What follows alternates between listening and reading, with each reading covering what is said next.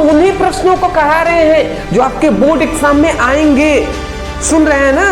बिल्कुल मैं चाहता हूं एक भी वीडियो मिस ना हो आपसे, आप सीरियस होकर उसकी पढ़ाई करें। बिल्कुल वही क्वेश्चन जो बोर्ड एग्जाम में आने वाले हैं उससे बाहर बिल्कुल भी नहीं आएंगे।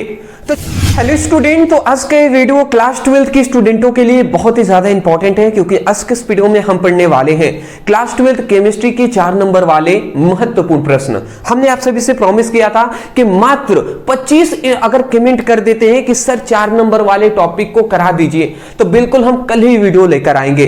तो देखिए आज हम हाजिर हैं आप सभी को ये वीडियो लेकर, क्योंकि मैंने ओनली 25 कहा था, लगभग 40 से मतलब 45 से 50 स्टूडेंटों ने ऐसे कमेंट किए थे कि सर चैप्टर 1 से लेकर 5 तक का पहले 4 नंबर वाले क्वेश्चन को करा दीजिए, फिर आप चैप्टर 6 से लेकर चैप्टर 10 तक का करा दीजिएगा। तो बिल्कुल आज हम चैप्टर 1 से 5 तक के सभी 4 नंबर वाले प्रश्नों को कराने वाले हैं। तो चलिए एक एक करके हम देखेंगे। हम उन्हीं प्रश्नों को करा रहे हैं जो आपके बोर्ड एग्जाम में आएंगे। सुन रहे हैं ना? बिल्कुल वही क्वेश्चन जो बोर्ड एग्जाम में आने वाले हैं उससे बाहर बिल्कुल भी नहीं आएंगे। तो चलिए एक एक करके हम समझते हुए सीखते हुए आगे बढ़ेंगे। सबसे पहला हमारा यहाँ पे क्वेश्चन आता है कि विलयन की परिभाषा कीजिए और किसी विलयन की सांद्रण को कितने प्रकार से व्यक्त कर सकते हैं समझाइए। यही ना परिभाषा था जी, यही तो पहला क्वेश्चन था हमारा। चलिए इसको भी हम समझ लेते हैं। सबसे पहले आता है विलयन। विलयन किसे कहते हैं? तो 2 या 2 से अधिक पदार्थों के समांगीय मिश्रण को, किसको? समांगीय मिश्रण को हम क्या कहते हैं? विलयन कहते हैं। मतलब क्या है? सिंपल सी बात अगर कहें तो जब 2 पदार्थ या 2 से अधिक पदार्थ आपस में मिलते हैं तो जो बना पदार्थ होता है उसी को हम विलयन कहते हैं। बात समझ में आया? नहीं आया तो देख लीजिए जी। मैं आपको बता दे रहा हूं, जैसे कि 2 पदार्थ है, जैसे कि पानी है और प्लस चीनी है। तो जब पानी और चीनी 2 पदार्थ आपस में मिलेंगे तो जो चीजें बनेगा, जैसे कि शरबत बना, तो ये शरबत क्या हो जाएगा? एक विलयन हो जाएगा।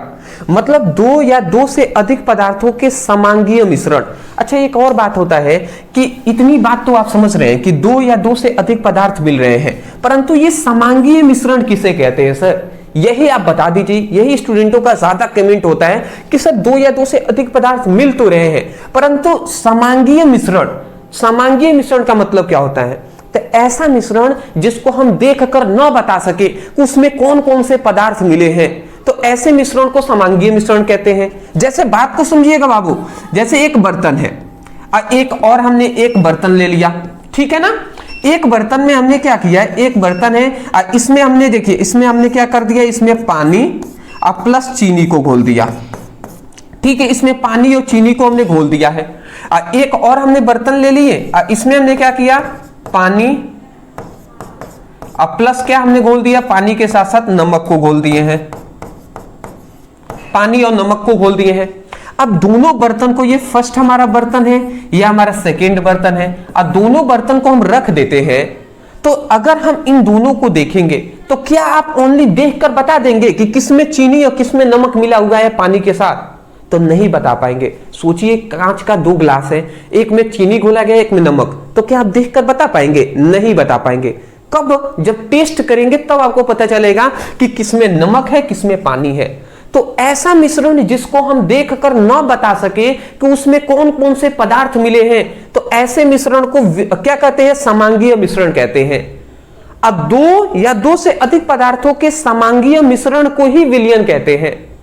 समझ रहे हैं? जैसे कि एक ग्लास है और इस ग्लास में मान लेते हैं आपने पानी भरा, अब पानी के साथ आपने क्या रख दिया? बालू। आपने इसमें बालू या मिट्टी डाल दिए, तो जाहिर सी बात है कोई देखकर भी बता देगा कि पानी में मिट्टी मिला हुआ है। बता देंगे कि नहीं बता देंगे? तो ऐसे मिश्रण को हम विसमांगीय मिश्रण कहेंगे, जिसको हम देखकर बता सके, और जिसको देखकर न बता सके उसे हम समांगीय मिश्रण कहते हैं। आशा करता हूं आप समझ गए होंगे। तो 2 या 2 से अधिक पदार्थों के समांगीय मिश्रण को ही हम विलयन कहते हैं, ठीक है ना? अब विलयन के 2 प्रकार होते हैं। एक होता है 2 या 2 से अधिक पदार्थों के समांगीय मिश्रण को विलयन कहते हैं। ये बात आपको क्लियर हो गया। अब देखिए विलयन के 2 प्रकार विलयन क्या होते हैं? जैसे कि एग्जांपल में अगर हम कहें तो एग्जांपल जैसे कह सकते हैं, पहला पानी प्लस चीनी का मिश्रण, दूसरा आप कह सकते हैं पानी प्लस नमक का मिश्रण, ठीक है, ETC। इस तरीके से और भी आप दे सकते हैं, जैसे कि पानी प्लस शराब या शराब अब प्लस अदर भी हम, जैसे सोडा हो गया, ये सभी को एक में मिला देंगे तो पता चलेगा जी क्या है। तो ऐसे मिश्रण को हम क्या कहते हैं? विलयन कहते हैं, ठीक है। जैसे कि पानी और चीनी के साथ आप नींबू भी मिला सकते हैं, नींबू, तो नींबू के रस को अगर डाल देंगे तब भी तो नहीं मालूम चलेगा देखकर ना कि पानी के साथ नमक मिला है या नींबू मिला है, नहीं बता पाएंगे ना। तो ऐसे मिश्रण को हम क्या कहते हैं? विलयन कहते हैं, ठीक है ना। अब देखिए विलयन आपने समझ लिया, दो या दो से अधिक पदार्थों के समांगीय मिश्रण को विलयन कहते हैं। जैसे एग्जांपल ये लिख देंगे। दूसरा हमसे क्वेश्चन पूछा गया है कि विलयन की सांद्रण को कितने प्रकार से व्यक्त किया जा सकता है। तो विलयन के जो सांद्रण है ना, इसको विलयन के मतलब विलयन में विलेय की मात्रा को ही हम क्या कहते हैं? विलयन का सांद्रण कहते हैं। मतलब यहां पे हमें विलयन का सांद्रण का परिभाषा कह दिया कि विलयन में विलेय की जो मात्रा होगी उसी को हम सांद्रण कहते हैं। अब आप नहीं समझ पा रहे होंगे विलेय और विलायक क्या होते हैं, तो मैं आपको बता दे रहा हूं। थोड़ा सा इसको मैं इरेज करता हूं, ये कोई ज्यादा हार्ड नहीं है, आप लिख सकते हैं पानी प्लस चीनी का मिश्रण, ठीक है। यहीं पे मैं लिख दे रहा हूं पानी प्लस नमक, ठीक है। तो अब आप लिख लेंगे ना। चलिए हम विलयन की सांद्रण की परिभाषा कर देते हैं, ये भी सुन लीजिए, लॉन्ग टाइम क्वेश्चन है, टाइम लगेंगे।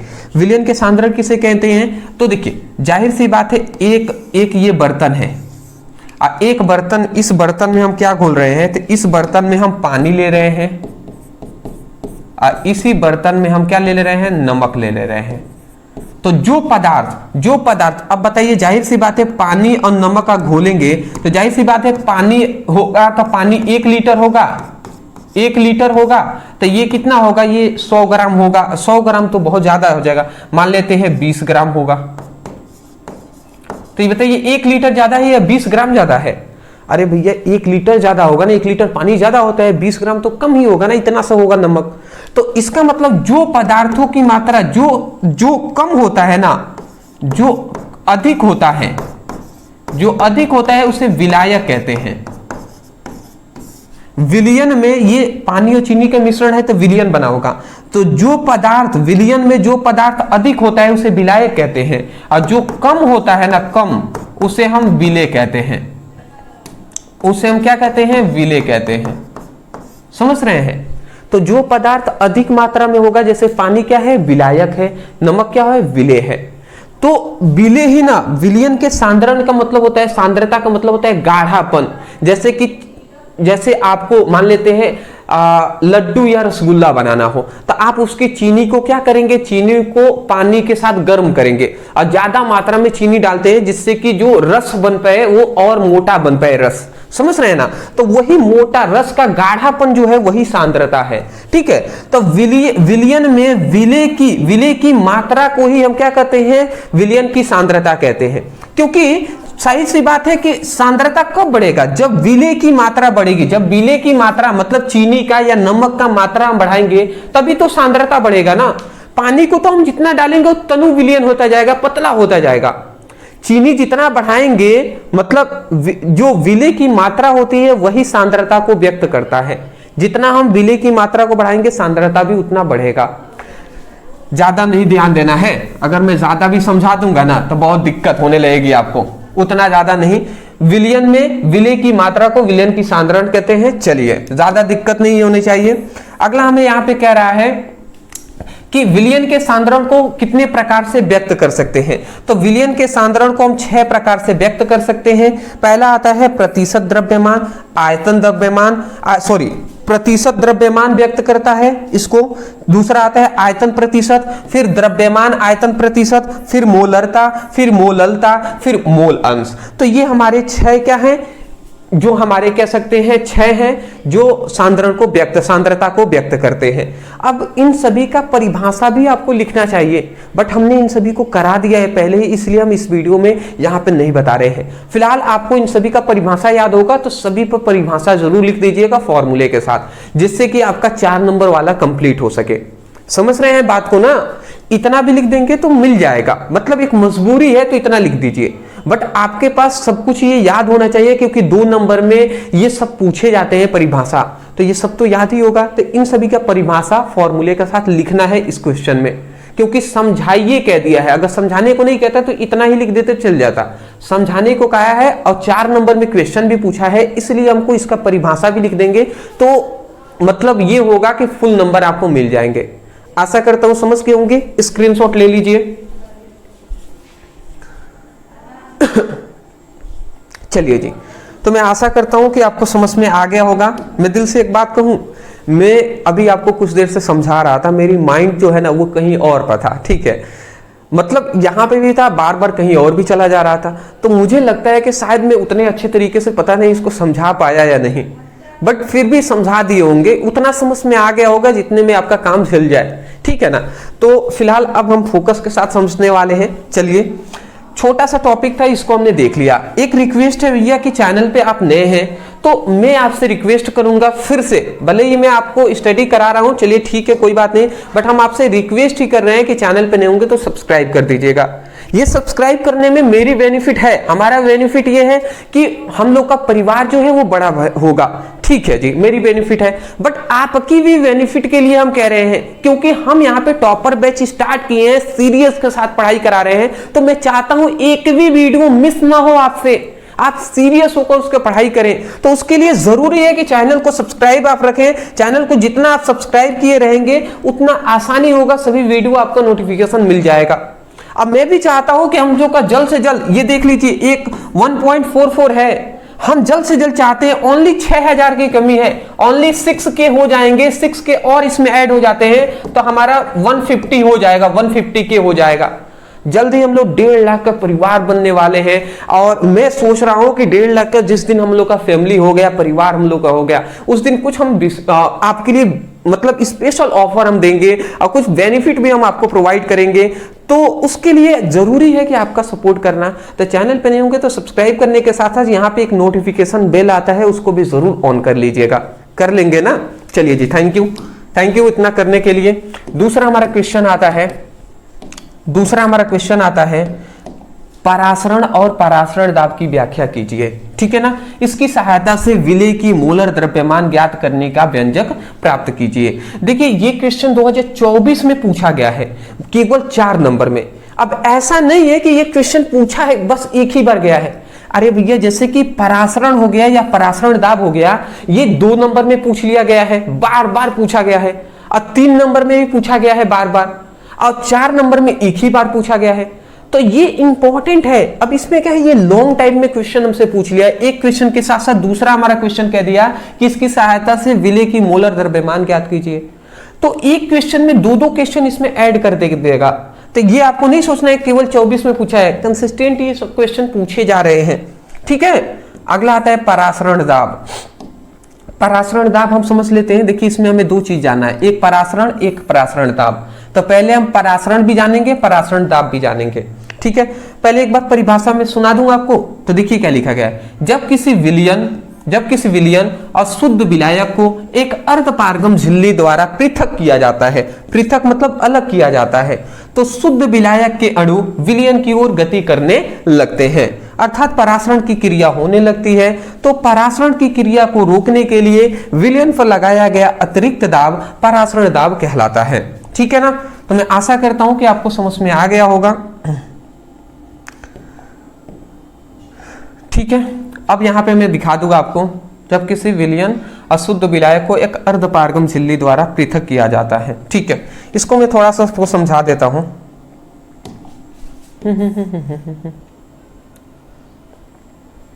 देखिए बात को समझिएगा बाबू, तभी जाकर समझ में आएंगे।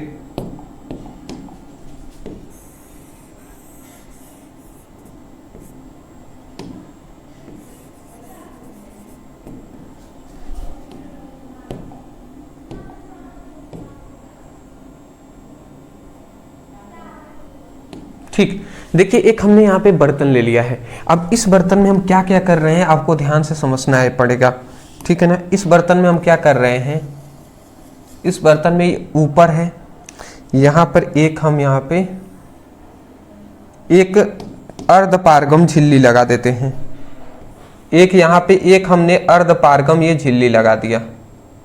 ये क्या है जी, अर्धपारगम झिल्ली है।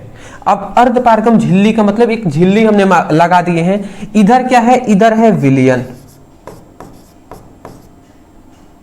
इधर क्या है, विलयन है। इधर क्या है, इधर है विलायक, इधर है शुद्ध विलायक।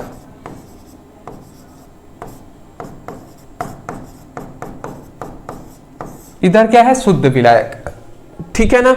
तो यहां पे हमने क्या किया, थोड़ा सा मैं इसको फिर से इरेज करके लिख दे रहा हूं क्योंकि दिक्कत नहीं होनी चाहिए। ये क्या है हमारा, इधर है विलयन,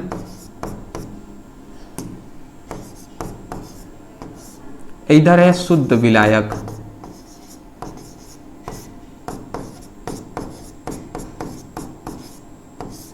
ठीक है ना। तो देख लीजिए यहां पर शुद्ध विलायक है जैसे कि पानी है, और इधर विलयन है जैसे कि पानी और चीनी का मिश्रण हो गया, इस टाइप से, समझ गए ना। तो जब क्या होता है, जब किसी विलयन और शुद्ध विलायक को एक अर्धपारगम झिल्ली द्वारा पृथक किया जाता है, पृथक मतलब अलग करना, ये क्या है, अर्धपारगम झिल्ली है। तो मैं यहां पे लिख दे रहा हूं अर्धपारगम्य झिल्ली।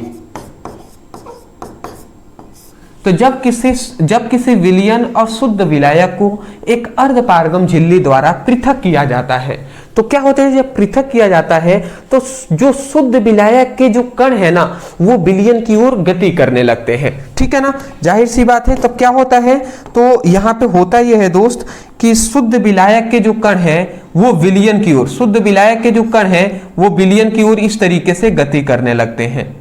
ठीक है, इस तरीके से गति करने लगते हैं। जिससे क्या होता है, जब शुद्ध विलायक के अणु विलयन की ओर गति करने लगते हैं तो इसी क्रिया को, इस घटना को या इस क्रिया को हम क्या कहते हैं, परासरण कहते हैं।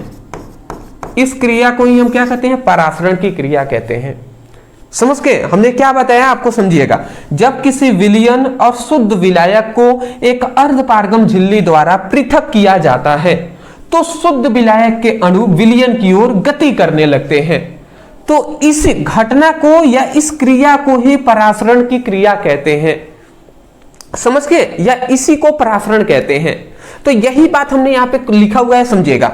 जब किसी विलयन और शुद्ध विलायक को एक अर्धपारगम झिल्ली द्वारा पृथक किया जाता है तब शुद्ध विलायक के अणु विलयन की ओर गति करने लगते हैं, तब शुद्ध विलायक के अणु विलयन की ओर गति करने लगते हैं। ठीक है ना, अर्थात परासरण की क्रिया होने लगती है।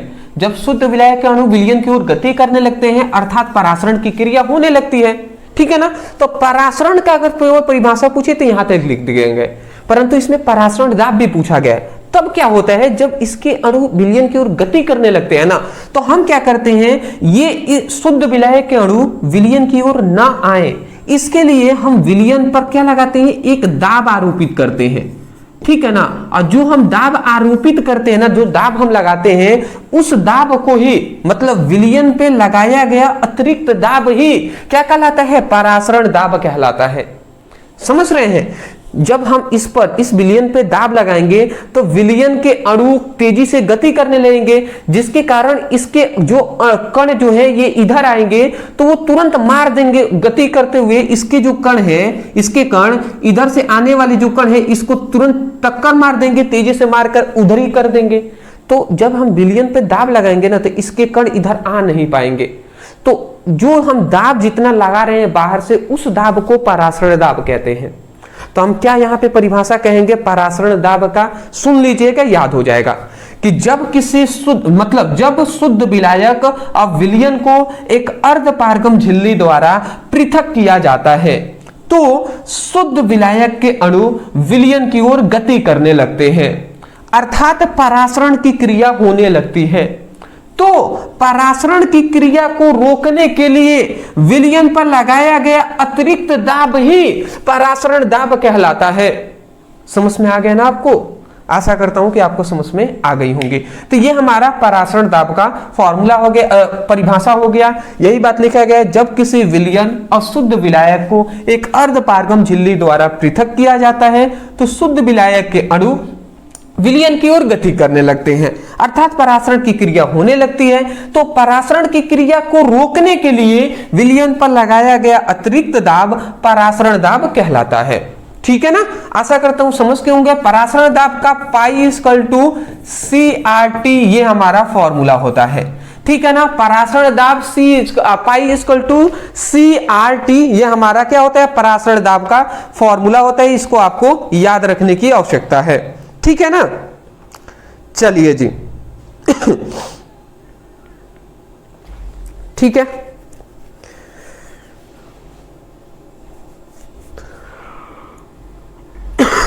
ठीक है। चलिए आगे बढ़े हम। अब यहां पे सोच रहे होंगे आप कि सर यहाँ पे पाई क्या है, सी क्या है, आर क्या है, टी क्या है। तो पाई हमारा है, पाई हमारा परासरण दाब, सी क्या है, मूल है, यहाँ पे आर क्या है, तो आर है यहाँ पे गैस नियतांक, टी क्या है, परमताप है। तो ये हमारा क्लियर हो गया।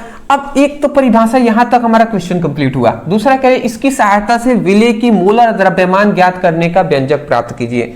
मतलब इसकी सहायता से विलेय का मोलर द्रव्यमान ज्ञात करने का व्यंजक हमें प्राप्त करना है, ठीक है ना। तो चलिए जी इसको भी हम कर लेते हैं। तो यहां पे अब देख लेते हैं ध्यानपूर्वक, ठीक है। तो हम क्या जानते हैं, अब हमें क्या करना है, मोलर द्रव्यमान ज्ञात करना है। विलेय का मोलर द्रव्यमान हमें ज्ञात करना है। तो चूंकि हम जानते हैं, क्या हम जानते हैं, चूंकि हम यहां पे लिखेंगे, चूंकि हम जानते हैं, क्या हम जानते हैं, हम जानते हैं परासरण दाब का, परासरण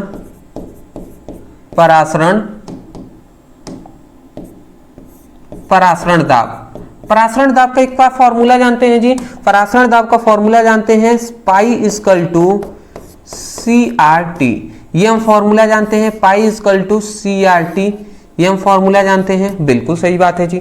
दूसरी बात, ठीक है, तो पाई इक्वल टू CRT ये हम फॉर्मूला जानते हैं। एक और हम फॉर्मूला जानते हैं, एक और हम पीछे पढ़ चुके हैं। क्या पढ़ चुके हैं कि मोलरता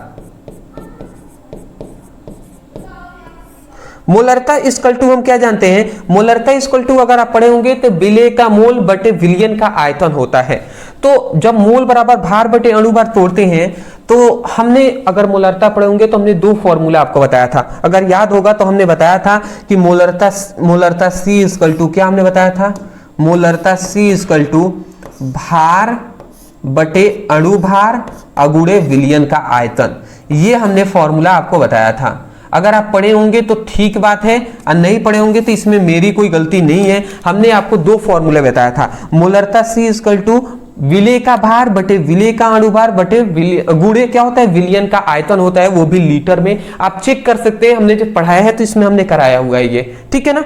तो अब देखिए ये एक हमने यहाँ पे एक इसको समीकरण फर्स्ट कर लेते हैं, इसको समीकरण 2। बात को समझिएगा क्या हम कह रहे हैं।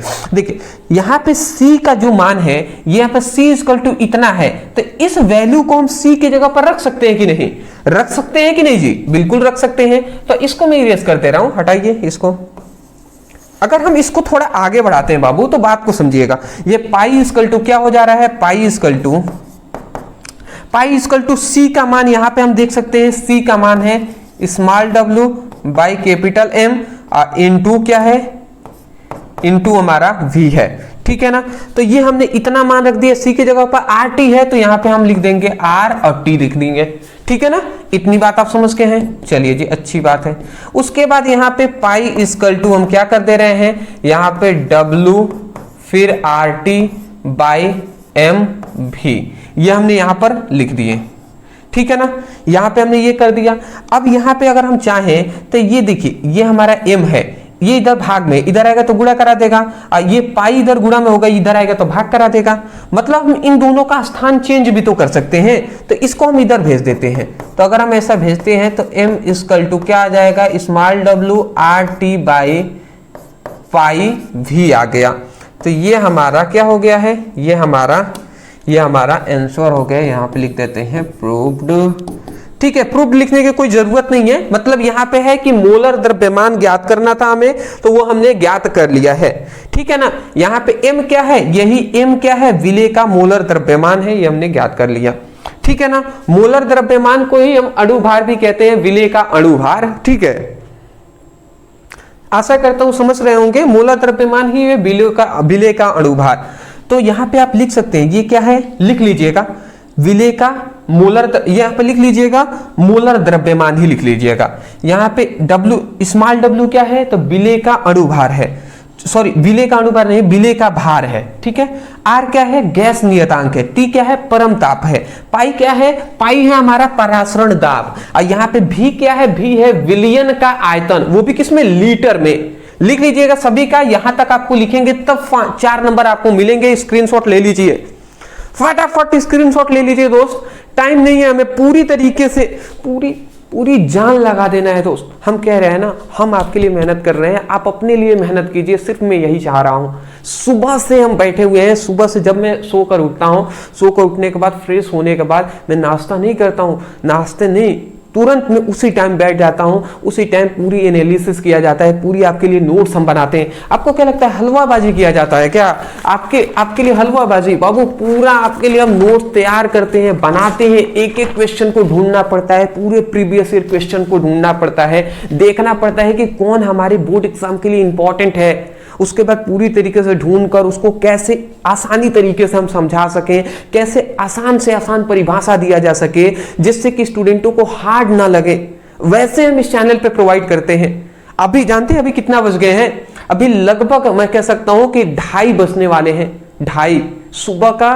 बस सुबह से अभी तक मैं दोपहर का मतलब जो लंच है वो भी हमने नहीं किया हुआ है। सुबह का नाश्ता किया था हल्का सा, उसके बाद मतलब पढ़ रहे हैं, उसके बाद अभी भी अब मैं पढ़ाते पढ़ाते फिर आपका लेना है क्लास, फिर क्लास 12 बिहार बोर्ड की स्टूडेंटों के लिए। हालांकि बिहार बोर्ड की स्टूडेंट इस चैनल से पढ़ाई कर रहे हैं, अच्छी बात है, बट ऑब्जेक्टिव उनमें ज्यादा पूछा जाता है, इसलिए new channel brother sir Bihar के नाम से एक हमने क्रिएट किया हुआ है, तो उस पर भी क्लासेस लेना है।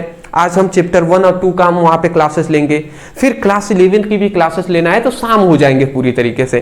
तो ये बातें हैं दोस्त, पूरी मेहनत हम आपके लिए कर रहे हैं। मैं चाह रहा हूं कि केवल आप अपनी मेहनत अपने लिए कर लीजिए, अपने माता पिता के लिए कर लीजिए, बहुत है, बहुत है दोस्त, मैं तो यही कहूंगा। चलिए, मैं तो बोलता बोलता लगता है गला सूख जाएगा, बट समझने वाले तो समझ जाएंगे, नहीं समझने वाले कैसे भी नहीं समझेंगे। अगला कह रहे हैं कि किसी विद्युत अपघट्य के विलयन की चालकता, विशिष्ट चालकता और मूलर चालकता को परिभाषा दीजिए। तो देखिए यहाँ पे हमसे 3 चीजें कह दिया है, चालकता का, विशिष्ट चालकता और मूलर चालकता का। तो चलिए सबसे पहले हम जानते हैं विलयन की चालकता। देखिए यहाँ पे हम एक सिंपल परिभाषा लिखे हुए हैं जो ज्यादातर स्टूडेंटों को समझ में आ जाता है, न समझ में आए तो दूसरा भी परिभाषा देंगे। देखिए किसी विद्युत अपघट्य का विलयन, विद्युत अपघट्य के विलयन आप समझते हैं पहले। विद्युत अपघट्य का विलयन का मतलब है जैसे कि H2O है, पानी है, अब पानी के साथ हमने क्या घोल दिया, पानी के साथ हम क्या घोल देते हैं, पानी के साथ जैसे NaCl घोल दिए, जैसे कि नमक। तो पानी और नमक का जो मिश्रण है ना, उसी को हम विद्युत अपघट्य का विलयन कहते हैं। क्या कहते हैं? NaCl क्या है, नमक क्या है, एक विद्युत अपघट्य है। तो विद्युत अपघट्य का विलयन का मतलब है पानी, नमक के साथ पानी घुला हुआ है या पानी के साथ नमक घुला हुआ है। तो किसी विद्युत अपघट्य के विलयन की वह क्षमता, वह कैपेसिटी जिससे वह विद्युत धारा को प्रवाहित करता है, जिससे वह विद्युत धारा को प्रवाहित करता है, उसी को हम क्या कहते हैं, चालकता कहते हैं। समझ में आया हमने क्या कहा? किसी विद्युत अपघट्य के विलयन की वह क्षमता, वह कैपेसिटी जिससे वह विद्युत धारा को प्रवाहित करता है, उसी को चालकता कहते हैं।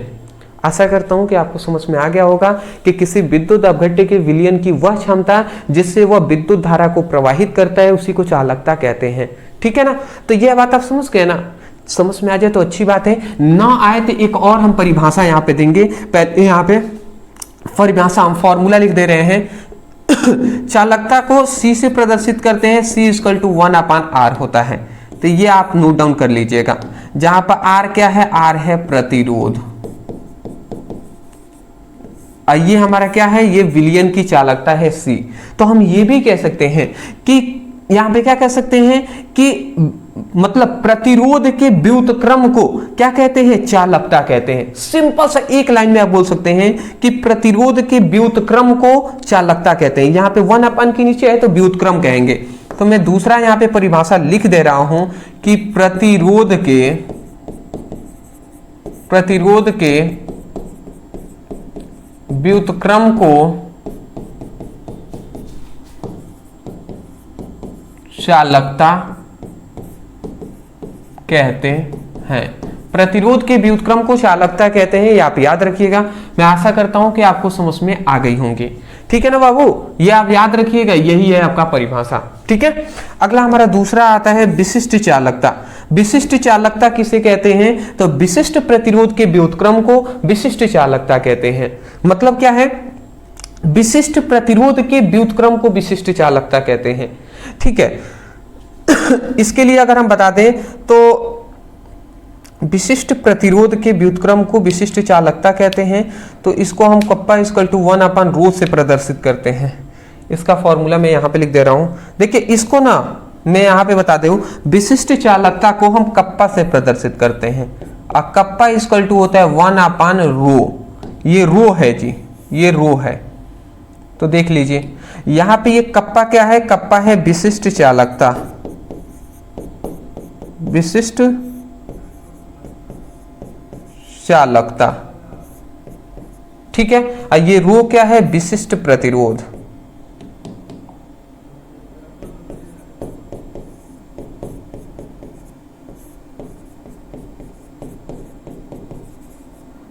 ठीक है, ये रो क्या है? विशिष्ट प्रतिरोध है। तो विशिष्ट प्रतिरोध के व्युत्क्रम को, व्युत्क्रम मतलब होता है 1/, के नीचे, तो विशिष्ट प्रतिरोध के व्युत्क्रम को विशिष्ट चालकता कहते हैं। तो यही बात लिखा गया है, विशिष्ट प्रतिरोध के व्युत्क्रम को विशिष्ट चालकता कहते हैं। आशा करता हूं कि आपको समझ में आ गया होगा। अगला नेक्स्ट हमारा आता है मोलर चालकता। मोलर चालकता की परिभाषा क्या है? यहाँ पे हमने एक लिखा हुआ है, इसको भी हम समझ लेते हैं। इससे पहले एक चीज छूट रहा है कि चालकता का मात्रक जो होता है, ये याद रखिएगा, ओम -1 होता है। तो ये आप लिख लीजिएगा। मोलर मतलब चालकता का तो ओम इनवर्स होता है। विशिष्ट चालकता का भी मात्रक याद रखेंगे, ये भी क्या होता है? ओम इनवर्स होता है, ये भी याद रखिएगा। अगला आता है मोलर चालकता। मोलर चालकता किसे कहते हैं? तो किसी विलयन के 1 सेंटीमीटर क्यूब आयतन में यदि विद्युत अपघट्य का 1 मोल घुला हो तो उस विलयन की चालकता मोलर चालकता कहलाती है। समझ रहे हैं? मतलब किसी विलयन के, यहां पे मैं बता दूं, देखिए यहां पे क्या करें, किसी विलयन के 1 सेंटीमीटर क्यूब आयतन में यदि विद्युत अपघट्य का 1 मोल घुला हो तो उस विलयन की चालकता मोलर चालकता कहलाता है। नहीं समझ में आया ना? नहीं आया? चलिए हम समझा देते हैं। इसके लिए 3D मोशन में हम ले लेते हैं। ये बाबू हम एक बर्तन ले लिए, ठीक है ना। अब देखिए ऐसा हमने बर्तन लिया है जिसकी जो लंबाई है, लंबाई भी 1 सेंटीमीटर की हुए, जिसकी चौड़ाई भी 1 सेंटीमीटर है और जिसकी ऊंचाई भी क्या है? 1 सेंटीमीटर। 1 सेंटीमीटर, नीचे में देख लो 1 सेंटीमीटर दिखाई दे रहा है। हाँ जी दिखाई दे रहा है। हम क्या करें हैं कि हम एक बर्तन लिए हैं जिसकी चौड़ाई भी 1 सेंटीमीटर है, जिसकी ऊंचाई भी 1 सेंटीमीटर है, जिसकी लंबाई भी 1 सेंटीमीटर है। तो अगर लंबाई, चौड़ाई और ऊंचाई सभी 1 सेंटीमीटर है तो इसकी आयतन कितना होगा जी? तो आयतन आप भी जानते हैं कि लंबाई गुणे चौड़ाई गुणे ऊंचाई होता है। तो सभी का 1 है, 1 गुणे 1 गुणे 1, तो इसका मतलब 1 हो जाएगा। 1 गुणे 1 गुणे 1 इक्वल टू 1। सेंटीमीटर 3 है तो सेंटीमीटर क्यूब हो जाएगा। मतलब ये एक ऐसा बर्तन है जो कितना है? 1 सेंटीमीटर क्यूब आयतन का एक बर्तन है। तो अगर हम 1 सेंटीमीटर क्यूब आयतन में, 1 सेंटीमीटर क्यूब आयतन में विद्युत अपघट्य का 1 मोल घोल लेते हैं। अब आप समझ गए ना, 1 सेंटीमीटर क्यूब, 1 सेंटीमीटर क्यूब आयतन है, 1 सेंटीमीटर क्यूब आयतन में विद्युत अपघट्य का, विद्युत अपघट्य 1 सेंटीमीटर क्यूब का एक क्या है? 1 सेंटीमीटर क्यूब का एक विलयन है। इसमें क्या भरा हुआ है? विलयन। इसमें विलयन हमने भरा हुआ है। यहां पे लिख दूं क्या? यहां पे मैं लिख दे रहा हूं, इसमें क्या है? इस बर्तन में हमने विलयन भरा हुआ है। 1 सेंटीमीटर, 1 सेंटीमीटर क्यूब आयतन वाले, 1 सेंटीमीटर क्यूब आयतन वाले विलयन में यदि हम विद्युत अपघट्य का, यदि हम विद्युत अपघट्य का 1 मोल घोल देते हैं, यदि हम विद्युत अपघट्य का क्या कर देते हैं? यदि हम विद्युत अपघट्य का 1 मोल हम इसमें क्या कर देते हैं? घोल देते हैं, तो इस विलयन की जो चालकता होगी, इस विलयन की जो चालकता होगी ना, इस विलयन की जो चालकता होगी, उस चालकता को हम मोलर चालकता कहते हैं। समझ रहे हैं हम क्या कह रहे हैं? बात को अगर डीप में ना समझे बाबू, समझ में नहीं आने वाले। हम कह रहे हैं कि एक ऐसा बर्तन है जो 1 सेंटीमीटर क्यूब वाला है, क्यू आयतन वाला है। तो हम कहेंगे कि किसी विलयन के 1 सेंटीमीटर क्यूब आयतन में यदि विद्युत अपघट्य का 1 मोल घुला हो तो उस विलयन की चालकता मोलर चालकता कहलाती है। समझ में आया आपको? एक बार और सुन लीजिए कि किसी विलयन में, मतलब किसी विलयन के 1 सेंटीमीटर क्यूब आयतन में यदि विद्युत अपघट्य का 1 मोल घुला हो तो इस विलयन की चालकता मोलर चालकता कहलाता है। वही बात लिखा गया है, किसी विलयन के 1 सेंटीमीटर क्यूब आयतन में यदि विद्युत अपघट्य का 1 मोल घुला हो तो उस विलयन की चालकता मोलर चालकता कहलाता है। आशा करता हूं आपको समझ में आ गया होगा। तो ये आपको परिभाषाएं सब कुछ याद करना पड़ेगा दोस्त, ठीक है ना। ये आपको परिभाषा जो है ये आपको याद करना पड़ेगा, तब जाकर होगा, ठीक है। हाँ जी चलिए यहां पे एक चीज हम बता दे रहे हैं, यहां पे एक याद रखेंगे, लेमडा एम इक्वल टू क्या आता है, kappa into 1000 by capital M. तो ये आप याद रखिएगा। सॉरी ये क्या हो गया भैया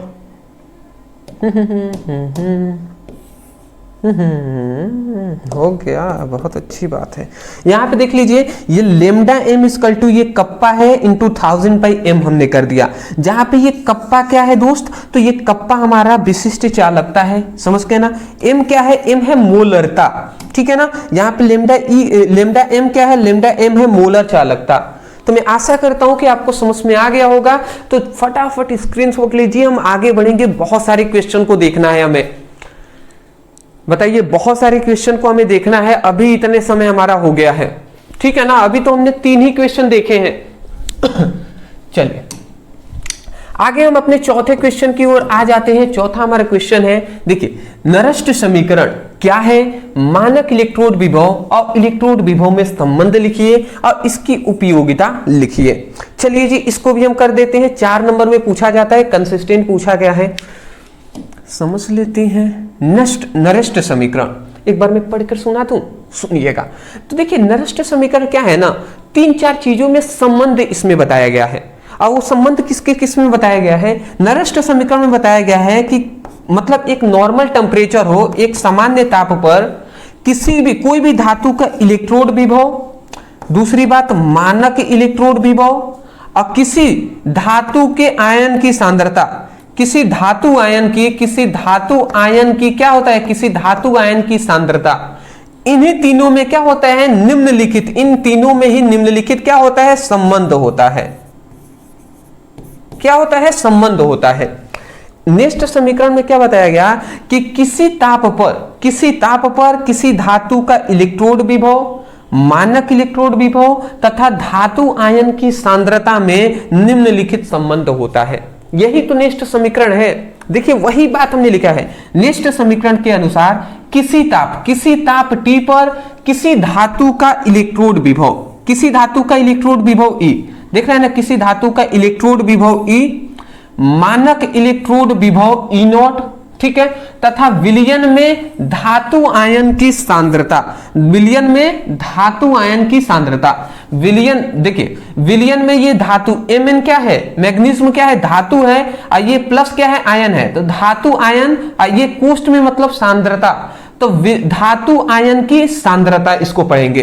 तो धातु आयन की सांद्रता में क्या होता है, सांद्रता में निम्नलिखित संबंध होता है। तो बताइए आपको समझ में आया या नहीं आया? आप आराम से बोल देंगे, इसमें तो कोई भी दिक्कत वाली बात नहीं है। एक बार और बोल दे रहा हूं, किसी ताप मतलब नेक्स्ट समीकरण के अनुसार किसी ताप पर धातु का इलेक्ट्रोड विभव तथा मानक इलेक्ट्रोड विभव तथा विलयन में धातु आयन की सांद्रता में निम्नलिखित संबंध होता है। ये इतनी बात आप लिख लेंगे। चलिए यही हमें मोस्टली आपको याद कराना था, ये लाइन, कि बाबू बहुत सारे नेक्स्ट समीकरण समझ ही नहीं पाते हैं, तो इस प्रकार समझ लीजिए। अब वो समीकरण क्या है, वो समीकरण आपको याद रखना है, E = E0, यहां पे E = E0 2.303 RT/NF log 10 1/mn+। ठीक है, यहां पे देख सकते हैं आप, ठीक है ना। E = E0 2.303 RT/NF log 10 1/mn+।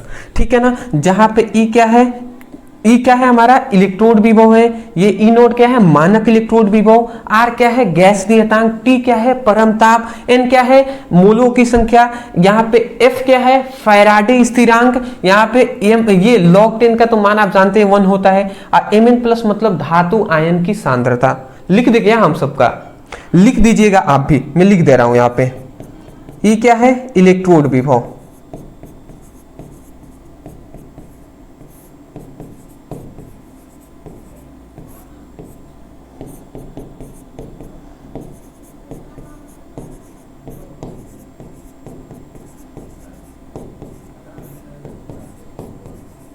मानक इलेक्ट्रोड विभव।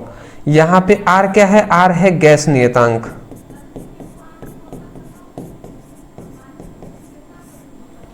यहां पे T क्या है, T है परमताप, यहां पे N क्या है फैराडे स्थिरांक, सॉरी फैराडे कहां से क्या, N क्या है, N है हमारा मोलों की संख्या, यहां पे F क्या है फैराडे नियतांक,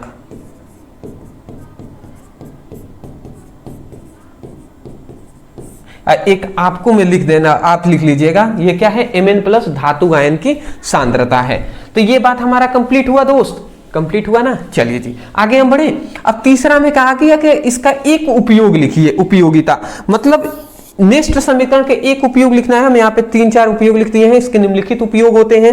पहला हमारा आता है आयन सांद्रण की गणना करने में, जो आयन होते हैं उनकी सांद्रता की गणना करने में किया जाता है, पीएच मापन में भी किया जाता है, और समुद्री पर्यावरण में भी किया जाता है। ठीक है ना, समुद्री पर्यावरण में भी किया जाता है।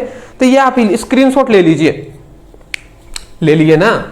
फटाफट हम आगे बढ़ेंगे दोस्त, अभी बहुत सारी चीजों को हमें देखना है। ठीक है, अदरवाइज चैनल पर नए होंगे तो चैनल को सब्सक्राइब जरूर कीजिएगा, ये बात हमने कह भी दिया है। सपोर्ट कीजिएगा दोस्त, क्योंकि हमें भी मतलब प्रेरित होते हैं आपके अगर सपोर्ट करते हैं तो। आपकी सपोर्ट के बिना हम कुछ भी नहीं है दोस्त, तो इतना तो कर ही देंगे ना, कर दीजिएगा। ठीक है, अदरवाइज मेहनत तो कर रहे हैं ना हम अपनी तरफ से जितना हो रहा है। अभिक्रिया का औसत वेग और ताक्षणिक वेग को समझाइए और उन्हें प्रभावित करने वाले 2 कारकों का वर्णन कीजिए। ठीक है, अभिक्रिया का औसत वेग और ताक्षणिक वेग को समझाइए और उन्हें प्रभावित करने वाले 2 कारकों का वर्णन कीजिए। ये क्या है 17-18 के 2 सेट में 23 और 25 में पूछा गया है। तो चलिए जी हम समझ रहे हैं, यहाँ पे देख लेते हैं उत्तर में। पहली बात, पहली क्या कहा गया है, अभिक्रिया का औसत वेग। अभिक्रिया का औसत वेग क्या होता है और अभिक्रिया का ताक्षणिक वेग क्या होता है, दोनों को समझ लेते हैं जी।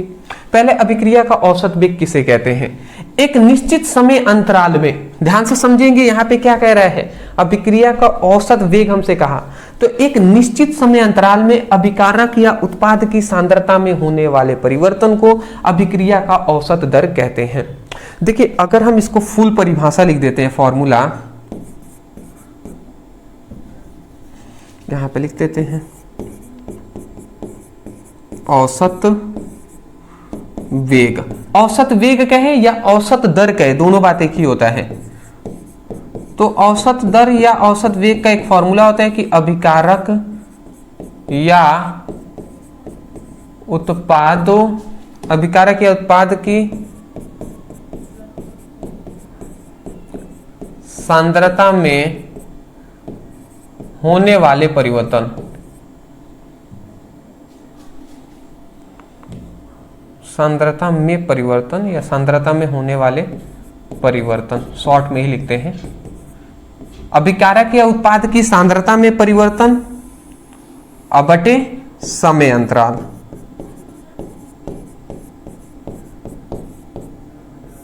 ठीक है, तो यहां पे देख लीजिए, ये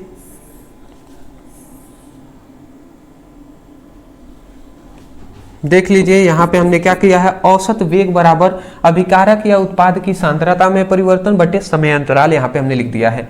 तो हमें यहाँ पे अभिक्रिया का औसत वेग में क्या कहा जा रहा है, यहाँ पे हम यही कह रहे हैं कि यदि हम क्या करें, ये जो समय है अगर हम इसको एक निश्चित मान लेते हैं, एक निश्चित समय अंतराल में, एक निश्चित समय अंतराल में अभिकारक या उत्पाद की सांद्रता में जो परिवर्तन होता है उसी को तो अभिक्रिया का औसत वेग कहते हैं। समझ रहे हैं ना। अच्छा, अभिकारक या उत्पाद समझते हैं क्या? अभिकारक उत्पाद का मतलब होता है जैसे कि A प्लस B, ये दो पदार्थ मिलकर एक पदार्थ बना दी है C, तो जो इधर वाला पदार्थ होता है इसी को अभिकारक कहते हैं और जो इधर बनता है इसी को उत्पाद कहते हैं। समझ रहे हैं ना। तो यहाँ पे क्या बताया गया, एक निश्चित समय अंतराल में अभिकारक या उत्पाद की सांद्रता में होने वाले परिवर्तन को अभिक्रिया का औसत वेग कहते हैं। समझ में आ गया ना। तो यही बात हम कह रहे थे, यही बात यहाँ पे लिखा गया है कि एक निश्चित समय अंतराल में अभिकारक या उत्पाद की सांद्रता में होने वाले परिवर्तन को अभिक्रिया का औसत दर या औसत वेग कहते हैं।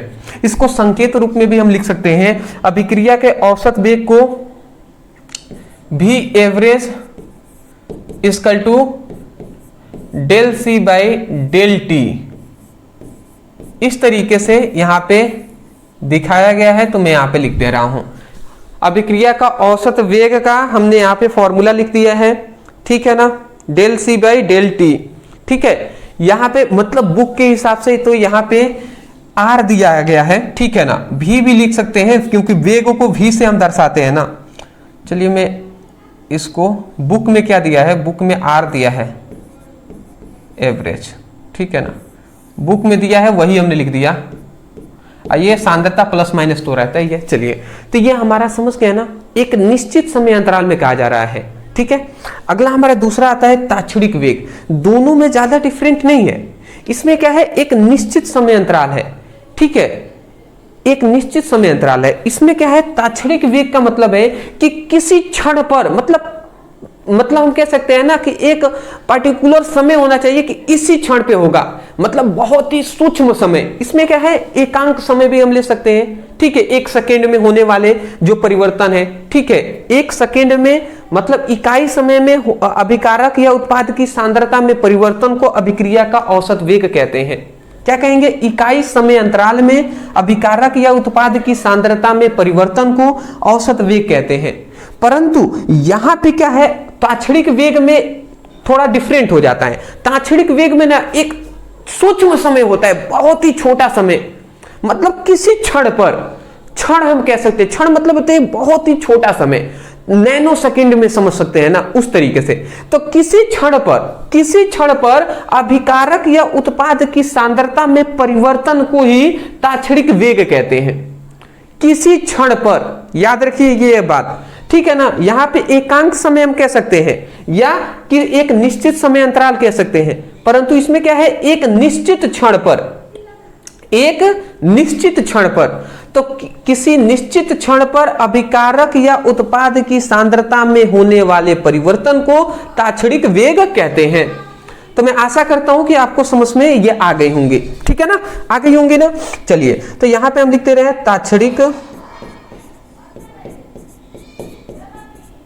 ताक्षणिक वेग। ताक्षणिक वेग किसे कहते हैं, तो ताक्षणिक वेग इक्वल टू क्या हो जाएगा, अभिकारक या उत्पाद की सांद्रता में परिवर्तन बटे समय अंतराल।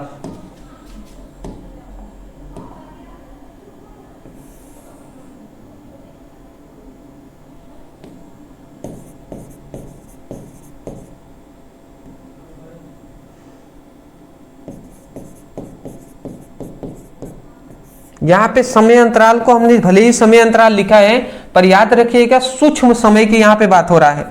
देखिए, आप सोच रहे होंगे सर दोनों में तो कोई डिफरेंट नहीं है। हाँ भैया, फॉर्मूले में कोई डिफरेंट नहीं है, बट यहाँ पे जो समय है ये एक एकांक समय हम कह सकते हैं, इकाई समय है। बट यहाँ पे जो समय है वो एक क्षण है, मतलब बहुत ही छोटा सा समय यहाँ पर कहा गया है, ठीक है ना। ये बातें आपको याद रखनी है, ठीक है। चलिए जी आगे बढ़ जाते हैं हम। इतनी बात आप समझ गए हैं, बहुत ही अच्छी बात है, स्क्रीनशॉट आपने ले ही लिया होगा। छठा हमारा क्वेश्चन आता है, अभिक्रिया की दर को समझाइए और अभिक्रिया की कोटि को उदाहरण द्वारा स्पष्ट कीजिए। दो क्वेश्चन पूछा गया, अभिक्रिया का दर, एक अभिक्रिया की कोटि, ठीक है। अभिक्रिया का दर अभी हमने पढ़ा भी है क्या? हाँ जी, नहीं, औसत दर हमने पढ़ा है, औसत वेग नहीं पढ़ा है हमने। चलिए कोई नहीं जी, कोई नहीं, पढ़ लेते हैं अभिक्रिया का दर क्या होता है। तो अभिक्रिया की दर यहाँ पे अगर आप समझें तो पहले अभिक्रिया की दर को समझते हैं, फिर अभिक्रिया की कोटि समझेंगे। तो यहाँ पे हमने लिखा है अभिक्रिया की दर कहें या वेग कहें, तो यहाँ पे क्या कहा गया समझिएगा, एकांक समय में अभिकारक या उत्पाद की सांद्रता में होने वाले परिवर्तन को अभिक्रिया का वेग या दर कहते हैं, ठीक है ना। यहाँ पे बहुत सारे स्टूडेंटों को कंफ्यूजन आता है, यही में मतलब थोड़ा सा समझाने की दिक्कत होता है। जैसे बहुत सारे स्टूडेंटों को दिक्कत आ रहा होगा, देखिए यहाँ पे हमने कहा कि जो समय है एक निश्चित समय अंतराल, यहाँ पे जो समय अंतराल की बात हो रही है इतने की इतने के बीच में प्रैक्टिकली समझ रहे हैं। समय अंतराल का मतलब होता है कि 1 सेकेंड से लेकर 5 सेकेंड के बीच में, तो ये एक समय अंतराल है, समझ रहे हैं। यहां पे क्या है, एक क्षण है कि बहुत ही सूक्ष्म समय है। देखिए फॉर्मूले में ज्यादा डिफरेंट नहीं होंगे, इसलिए बता रहा हूं। यहां पे क्या है, एकांक समय है कि 1 सेकेंड में, समझ रहे हैं। समय अंतराल मतलब 5 सेकेंड के 10 सेकेंड के बीच में, और क्षण का मतलब एक छोटा सा समय, एकांक समय मतलब 1 सेकेंड में, इकाई समय में, ठीक है। तो यही बात है जी। अभिक्रिया का दर या वेग किसे कहते हैं, तो समझिएगा कि एकांक समय में अभिकारक या उत्पाद की सांद्रता में होने वाले परिवर्तन को क्या कहते हैं, अभिक्रिया का वेग या दर कहते हैं, ठीक है। ये आप याद रखिएगा। चलिए हम इसको थोड़ा सा हम समझा देते हैं कि एकांक समय में अभिकारक या उत्पाद की सांद्रता में होने वाले परिवर्तन को अभिक्रिया का वेग या दर कहते हैं। मैं आपको यहाँ पे समझाना चाहूंगा कि मान लेते हैं, सपोज डेट, समझिएगा, यहां पे समझा देते हैं। सपोज डेट एग्जाम्पल नहीं, मतलब ऐसे ही हम करें। मान लेते हैं ये हमारा एक रिएक्शन हम लिख रहे हैं R=P, ठीक है। एक ये रासायनिक अभिक्रिया है, मतलब R जो है अभिक्रिया जब स्टार्ट नहीं है उससे पहले R क्या है, R हम जानते हैं अभिक्रिया जब स्टार्ट नहीं हुई होती है तो उधर जो इधर वाले जो प्रोडक्ट होता है उसे अभिकारक कहते हैं। अभिक्रिया का बाद जो प्रोडक्ट जो चीजें बनता है उसे हम क्या कहते हैं, उत्पाद कहते हैं। तो ये हमारा रिएक्टेंट है, ये हमारा प्रोडक्ट है। तो क्या होता है, अभिकारक है, ये उत्पाद है कि नहीं है जी। इतनी बात आप समझ गए हैं, ठीक है। तो ये अभिकारक है, ये हमारा उत्पाद है। तो हम कह रहे हैं कि मान लेते हैं सपोज डेट अगर हमें अभिक्रिया का वेग निकालना है या दर, अभिक्रिया का वेग निकालना है तो हम कैसे निकालेंगे। अभिक्रिया का वेग हमें निकालना है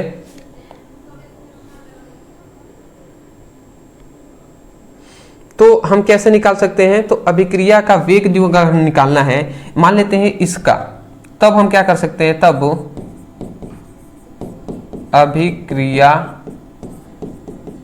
का वेग, तो अभिक्रिया का वेग अगर हमें निकालना है तो क्या होगा, अभिकारक या उत्पाद की सांद्रता में, अभिकारक या उत्पाद की सांद्रता में होने वाले परिवर्तन को इस तरीके से समझाएंगे तो दिक्कत हो जाएगा। इस तरीके से ना इस तरीके से समझाएंगे तो दिक्कत हो जाएगा। आपको इतनी बात समझ में आया, जैसे कि अगर मैं पीछे ले जाऊं, परिभाषा पहले मैं याद कराते रहूं कि अभिकारक या उत्पाद की सांद्रता में होने वाला परिवर्तन, समय क्या लेना है, इकाई लेना है, एक लेना है। तो वही बात है, यहाँ पे कह दिया कि एकांक समय में अभिकारक या उत्पाद की सांद्रता में होने वाले परिवर्तन को क्या कहते हैं जी, अभिक्रिया का क्या कहते हैं, अभिक्रिया का वेग या दर कहते हैं। इतनी बात आपको पहले समझ में आया या नहीं, इतनी बात आपको समझ में आया या नहीं आया, बिल्कुल आ गया होगा, ठीक है, आ गया होगा ना, बिल्कुल आ जाना चाहिए। तो इसका अगर हम फॉर्मूला डायरेक्ट हम लिखें तो अभिक्रिया का वेग, छोड़िए, अभिक्रिया का अगर हम वेग लिखें तो अभिक्रिया का वेग का फॉर्मूला होता है अभिकारक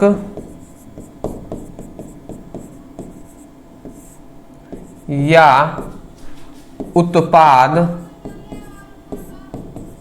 की सांद्रता में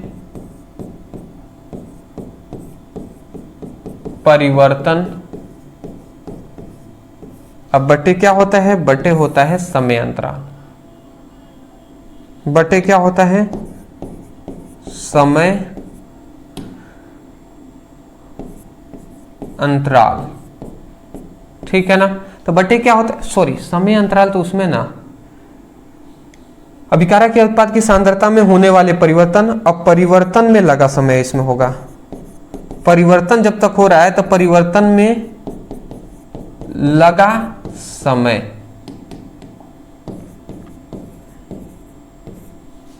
चलिए जी। तो ये आप देख सकते हैं,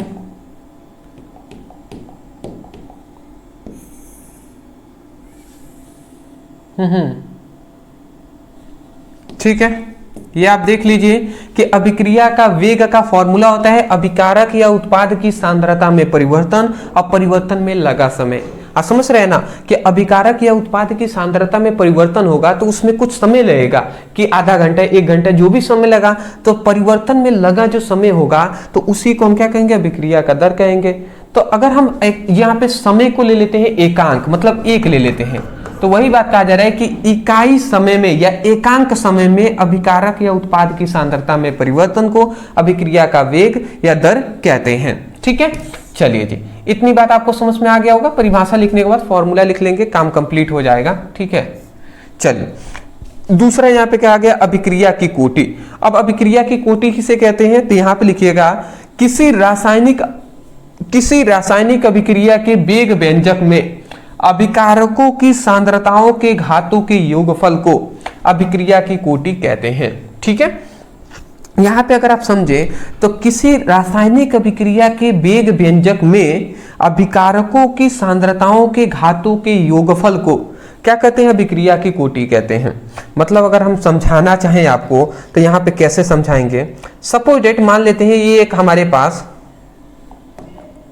हम आपको समझाते हैं। सपोज डेट मान लेते हैं ये हमारे पास अभिक्रिया है, रासायनिक अभिक्रिया।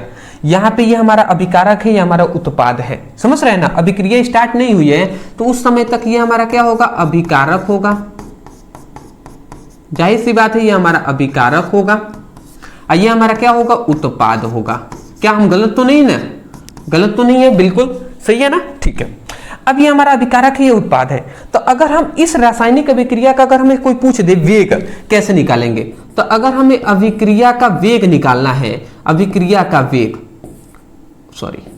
अगर अभिक्रिया का हमें वेग निकालना है तो अभिक्रिया का जो वेग होगा वो कैसे निकालेंगे, तो जो हमारा अभिकारक है ना, अभिकारक, तो अभिकारक के सांद्रताओं के घात, सांद्रताओं के जितने घात होंगे, मान लेते हैं x घात है, तो अभिकारकों के सांद्रताओं के घातों के क्या होता है, घातों के योगफल के समानुपाती होता है।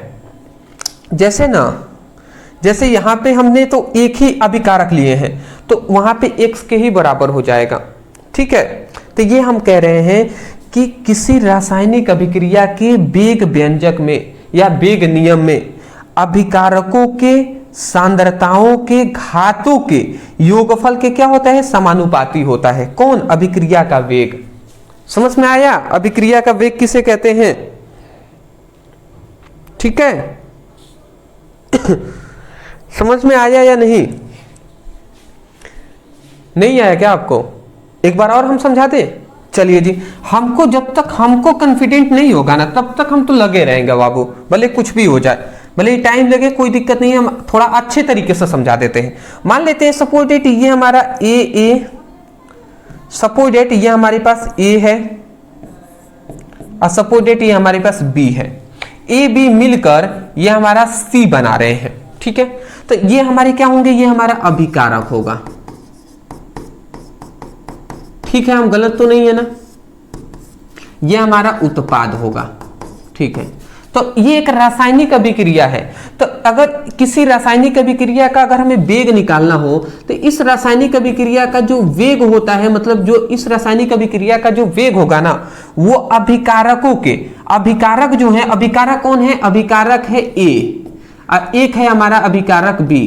तो अभिकारकों के सांद्रताओं के, सांद्रता मतलब कोष्ठ में बंद कर रहे हैं तो सांद्रता, तो अभिकारकों के सांद्रताओं के घातों के, अब इनके जितने घात होंगे, मान लेते हैं इसका घात है x और इसका घात है y, तो तो घातों के योगफल के क्या होता है, समानुपाती होता है। समझ रहे हैं, मतलब अभिक्रिया का जो वेग होगा वो अभिकारकों की सांद्रताओं के गुणनफल के समानुपाती होता है, ये अभिक्रिया का वेग। अब यहाँ पे देखिए, ये अभिकारक की घात है x, अभिकारक की घात है y। तो अगर हमें कोई कोटि अगर पूछ लेना, कोटि, तो कोटि क्या हो जाएगा, x प्लस वाई हो जाएगा, x प्लस वाई हो जाएगा।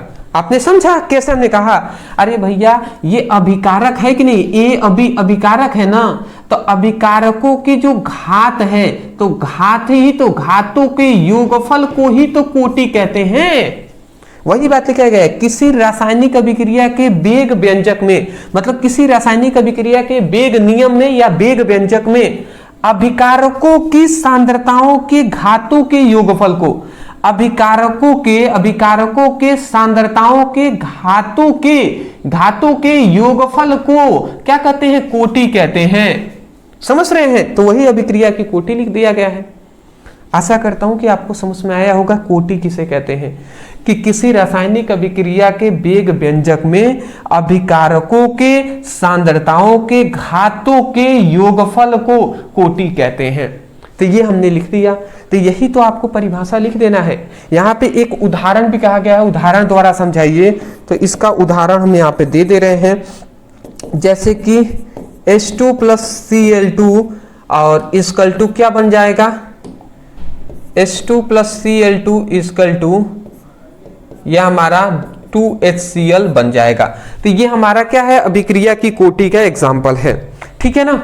अगर हमसे कोई पूछ दे कि अभिक्रिया का वेग क्या होगा, अभिक्रिया का वेग अगर हमसे कोई पूछ दे, अभिक्रिया का वेग, तो अभिकारक है, अभिकारक क्या है, एक H2 है और एक क्या है, Cl2 है, एक Cl2 है। तो अभिकारकों की सांद्रताओं के शून्य घात के, यहां पे इसके कोई घात नहीं है, तो शून्य घात के क्या होता है, समानुपाती होता है, ये इक्वल के बराबर होता है, ठीक है ना। ये हमने यहां पर लिख दिया है। देखिए घात कुछ नहीं है, तो शून्य है, तो शून्य हमने लिख दिया। अब यहाँ पे एक चीज याद रखिएगा, ये तो अभिक्रिया का वेग का ये हमारा हो गया। अगर अभिक्रिया की कोटि अगर हमसे कोई पूछ दे, कोटि कितना होगा, तो आप ही बताइए हमें क्या होगा, कोटि। तो कोटि क्या होगा, इसका भी जीरो है, इसका भी जीरो होगा, घात जीरो है, तो इसका मतलब कोटि भी जीरो होगा। समझ रहे हैं ना, डीप में जाना पड़ेगा, स्क्रीनशॉट ले लीजिए। हमने तो हर बार बताते हुए हम आपको कि हमसे एक टीचर नहीं, मुझे एक दो टीचर हमसे कहे हुए थे, सर सिंपल करके मतलब ना ज्यादा डीप में नहीं चाहिए, बट पता नहीं क्यों मेरे दिल से ना, मतलब जब तक मुझे नहीं लगता है कि आपको समझ में आ गया होगा, तब तक मैं एक ही टॉपिक पे रहता हूं। तो ये मेरा थॉट है समझाने का, अदरवाइज जैसा भी हो, भले वो कहते हैं कि सर व्यूज कम आएंगे इस तरीके से, मैं क्या करूं, मुझे जब तक कंफर्म नहीं होता है कि आपको समझ में तो आ रहा है ना। जितने हमसे पढ़ रहे हैं, थोड़े कम ही ना पढ़ेंगे, बट जितने पढ़ रहे हैं, जो हमसे विश्वास रखे हुए हैं, उनको समझ में आना चाहिए, मेरा यही है। तो मैं आपसे रिक्वेस्ट करूंगा कि आपका भी थोड़ा कर्तव्य बनता है कि आप वीडियो को शेयर करें, अपने सभी दोस्तों से इस चैनल के बारे में बताएं, उनसे कहें कि इस चैनल से पढ़ाई कीजिए, यहाँ पर समझा कर याद कराया जाता है, ना कि रटवा कर। ये चीजें आप ही कर सकते हैं, मैं नहीं कर सकता दोस्त, मुझे जितना करना है वो हम कर रहे हैं। आपका कर्तव्य ये भी बनता है कि आप मतलब वीडियो को शेयर करें, चैनल को सब्सक्राइब करें, कमेंट करें, ठीक है, कोई नहीं जी, कर्म अच्छा करना चाहिए, मैं तो कर रहा हूं, आप अपना देखिए, क्या कर सकते हैं, क्या ना कह ही ना सकते हैं जी, और हम क्या ही कर सकते हैं, कोई नहीं। अगला हमारा आता है 7वां नंबर, हमारा क्वेश्चन है कि डी तथा ए ब्लॉक तत्व क्या है, यहाँ पे लिखिए। देख सकते हैं कितनी बार पूछा गया, इसमें दो क्वेश्चन है, डी ब्लॉक और ए ब्लॉक तत्व का सामान्य इलेक्ट्रॉनिक विन्यास लिखिए। चलिए जी, सबसे पहली बात यहाँ पे आते हैं हम कि डी ब्लॉक तत्व या संक्रमण तत्व के नाम से भी हम इनको जानते हैं, तो ये क्या होते हैं। पहले तो हमें यही जानेंगे कि डी ब्लॉक तत्व या संक्रमण तत्व होते क्या है। चलिए जी, एक एक करके हम समझ लेते हैं। आवर्त सारणी से अगर हम समझाएं, देखिए अगर आप पढ़ेंगे तो आपको आवर्त सारणी अब मैं दिखा देता, बट चलिए कोई नहीं। यहां पे एक आवर्त सारणी कुछ अगर होगा तो आवर्त सारणी कुछ इस प्रकार ही होता है, ठीक है ना। मैं यहां पे बना दे रहा हूं, आवर्त सारणी जो होता है ना कुछ इस प्रकार से ही होगा, ठीक है। ओहो,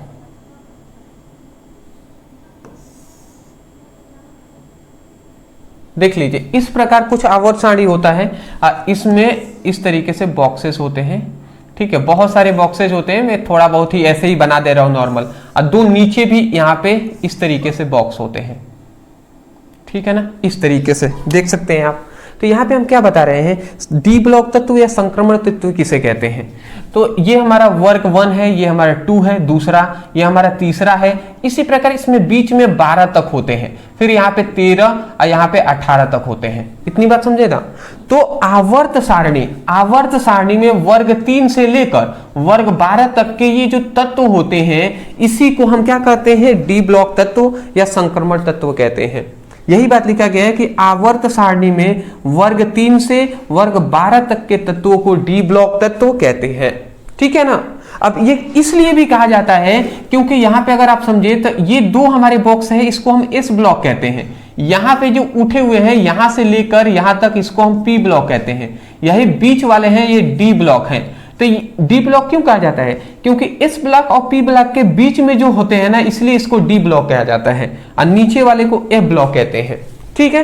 तो इतनी बात समझे ना, आवर्त सारणी में वर्ग 3 से वर्ग 12 तक के तत्वों को डी ब्लॉक तत्व कहा जाता है, ठीक है। क्योंकि इनका अंतिम जो इलेक्ट्रॉन होता है वो n-1 इंटू डी उपकोष में प्रवेश करता है। मतलब अगर समझे तो देखिए ये हमारे नाभिक है, ये हमारे पहली कक्षा, ये दूसरी कक्षा, ये तीसरी कक्षा, ये चौथी कक्षा, इस प्रकार कक्षाएं हैं। तो मान लेते हैं सपोज डेट ये इसकी अंतिम कक्षा है, तो अंतिम कक्षा को n से प्रदर्शित करते हैं, ठीक है ना। और ये हमारा उस अंतिम वाले से पहले ही कक्षा है तो n-1 से प्रदर्शित करते हैं। और इस वाले को अगर इसको दर्शाना तो n-2 से हम प्रदर्शित करते हैं। तो यहां पे ये कहा जा रहा है कि डी ब्लॉक जो तत्व है ना, इसका अंतिम इलेक्ट्रॉन होता है वो n-1 इंटू डी, मतलब अंतिम कक्षा से जो पहली वाली कक्षा होगा, n-1 अंतिम कक्षा से जो पहली वाली कक्षा होगा उसके डी उपकोष में इलेक्ट्रॉन भरता है। अंतिम में नहीं भरता, अंतिम वाले से भी पहली वाली कक्षा के डी उपकोष में भरता है। समझ रहे हैं। तो ये बातें यहां पे कहा गया है, ठीक है। अगला तीसरी एक और पॉइंट यहां पे कह दिया गया कि इन्हें संक्रमण तत्व भी कहते हैं क्योंकि आवर्त सारणी में एस व पी ब्लॉक तत्व के बीच में स्थित होते हैं। इन्हें हम संक्रमण तत्व भी कहते हैं क्योंकि ये आवर्त सारणी में एस ब्लॉक और पी ब्लॉक के बीच में स्थित होते हैं। एस ब्लॉक और पी ब्लॉक तत्वों के बीच में स्थित होते हैं, इसीलिए इन्हें संक्रमण तत्व कहते हैं, संक्रमण तत्व कहते हैं। समझ में आ गया ना। तो ये बातें आप भूल देंगे। संक्रमण तत्वों के बारे में समझ गए। इसका सामान्य इलेक्ट्रॉनिक विन्यास क्या होता है, तो इसका सामान्य इलेक्ट्रॉनिक विन्यास आप लिख लीजिएगा। इसका सामान्य इलेक्ट्रॉनिक विन्यास में यहां पे लिख दे रहा हूं कोष्ठ में करके, n-2f1 से लेकर 14 तक इलेक्ट्रॉन भरेंगे, ठीक है। अब फिर से यहाँ पे n-1 इंटू डी और 0 से लेकर इसमें 1 इलेक्ट्रॉन ही भरते हैं। अब फिर से यहाँ पे ns2, ये हमारा, ये आप इलेक्ट्रॉनिक विन्यास याद रखेंगे। n-1 f में, f उपकोष में 1 से लेकर 14 इलेक्ट्रॉन, n-1 इंटू डी में 0 से लेकर 1 इलेक्ट्रॉन, ns2 यहाँ पे अंतिम कक्षा के इस उपकोष में 2 इलेक्ट्रॉन भरते हैं। अब मैं कहूँगा इसको बाबू याद कर लीजिएगा। अब उतना समय नहीं है कि मैं डीप में जाकर समझाऊं, उतना समय नहीं है दोस्त, और ना ही आपको समझ पाएंगे, ऊपर ऊपर समझ पाएंगे, मतलब नहीं समझ पाएंगे। इसको अब समझाने का समय ये क्लास 11th में समझना चाहिए था। नहीं समझ में आ रहा है तो कोई दिक्कत नहीं है, इसको याद करना पड़ेगा। अगला आता है ए ब्लॉक तत्व किसे कहते हैं, तो आवर्त सारणी में वे तत्व, आवर्त सारणी में वे तत्व जिनमें अंतिम इलेक्ट्रॉन एफ उपकोष, एफ कक्षा में या एफ उपकोष में प्रवेश करता है, ए ब्लॉक तत्व कहते हैं। देखिए डी ब्लॉक और ए ब्लॉक भी कहा गया है ना, तो ए ब्लॉक तत्व किसे कहते हैं, आवर्त सारणी में वे तत्व जिनका अंतिम इलेक्ट्रॉन एफ उपकोष में या एफ कक्षा में प्रवेश करता है, उसी को हम क्या कहते हैं, ए ब्लॉक तत्व कहते हैं, ठीक है ना। तो ए ब्लॉक तत्व आपको समझ में आ गया होगा, जिनका अंतिम इलेक्ट्रॉन एफ उपकोष में प्रवेश करेगा, ए ब्लॉक तत्व कहेंगे। यहां पे लिखा गया है इन्हें मुख्यतः लेंथेनॉइड, मतलब सीरियम, जो लेंथेनॉइड सीरियम 58 से लेकर ल्यूटीशियम 21 तक, और एक्टिनॉइड जो होता है 90 से लेकर 90 जो जिसका परमाणु क्रमांक 90 होता है, 90 से लेकर 103 श्रेणी तक के तत्व होते हैं। मतलब क्या है कि एफ ब्लॉक तत्वों में, एफ ब्लॉक तत्व यही ना है जी, ये नीचे दो श्रेणियां है, इसी को एफ ब्लॉक तत्व कहते हैं। इसमें यही हमारा लेंथेनॉइड तत्व है और ये हमारा एक्टिनॉइड तत्व है। ये हमारा लेंथेनॉइड तत्व है, ये हमारा नीचे वाला एक्टिनॉइड तत्व है, ठीक है ना। तो यहाँ पे लेंथेनॉइड, इनमें मुख्यतः लेंथेनॉइड जो होते हैं उसमें 58 जो जिसका परमाणु क्रमांक है सीरियम का, तो सीरियम से लेकर 71 ल्यूटीशियम तक के 14 तत्व होते हैं लेंथेनॉइड श्रेणी में। और एक्टिनॉइड जो श्रेणी है उसमें 90 से लेकर 103 तक के तत्व इस श्रेणी में होते हैं। ये बातें कहा गया। इसका सामान्य इलेक्ट्रॉनिक विन्यास जेनॉन से लेकर, सॉरी, ठीक है, ये आप याद रखिएगा, ठीक है। मैं यहां पे लिख दे रहा हूं इसका अंतिम इलेक्ट्रॉनिक विन्यास 4f1 से लेकर 14 तक, फिर यहाँ पे 5d10 से लेकर 1 तक, और यहाँ पे 6s2, ठीक है। ये आप देख लीजिए, यहां तक आपके सामान्य इलेक्ट्रॉनिक विन्यास है। लिख लीजिए बाबू, लिख लीजिए। ठीक है ना। हाँ जी, आगे बढ़े। अगला हमारा आता है 8 नंबर क्वेश्चन। 8 नंबर है लेंथेनॉइड क्या है, इसका नाम में और इलेक्ट्रॉनिक विन्यास लिखिए। लेंथेनॉइड आकुंचन की स्पष्ट रूप से व्याख्या कीजिए और उनकी ऑक्सीकरण अवस्था को समझाइए। ठीक है, चलिए जी। तो सबसे पहले हम समझ लेते हैं लेंथेनॉइड क्या होते हैं।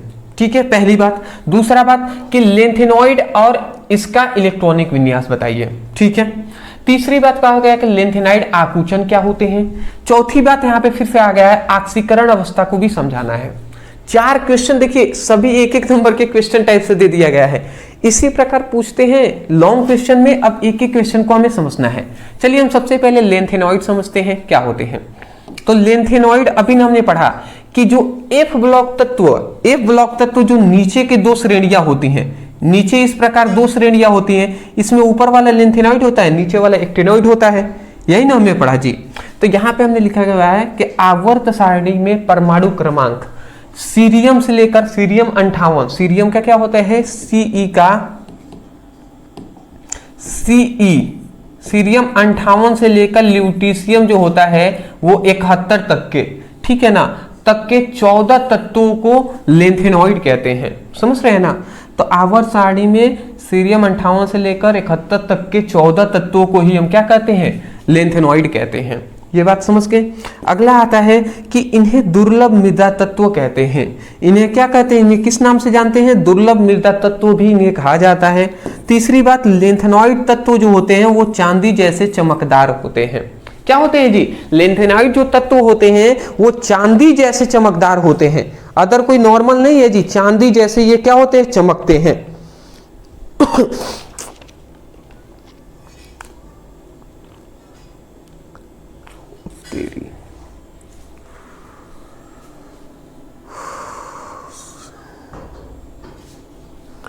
इनका अंतिम इलेक्ट्रॉनिक विन्यास ये क्या होता है, जेनॉन। यहाँ पर टाइपिंग में नहीं किया गया क्या, चलिए कोई नहीं, इसको हटाइए, यहाँ पे हम लिख देते हैं।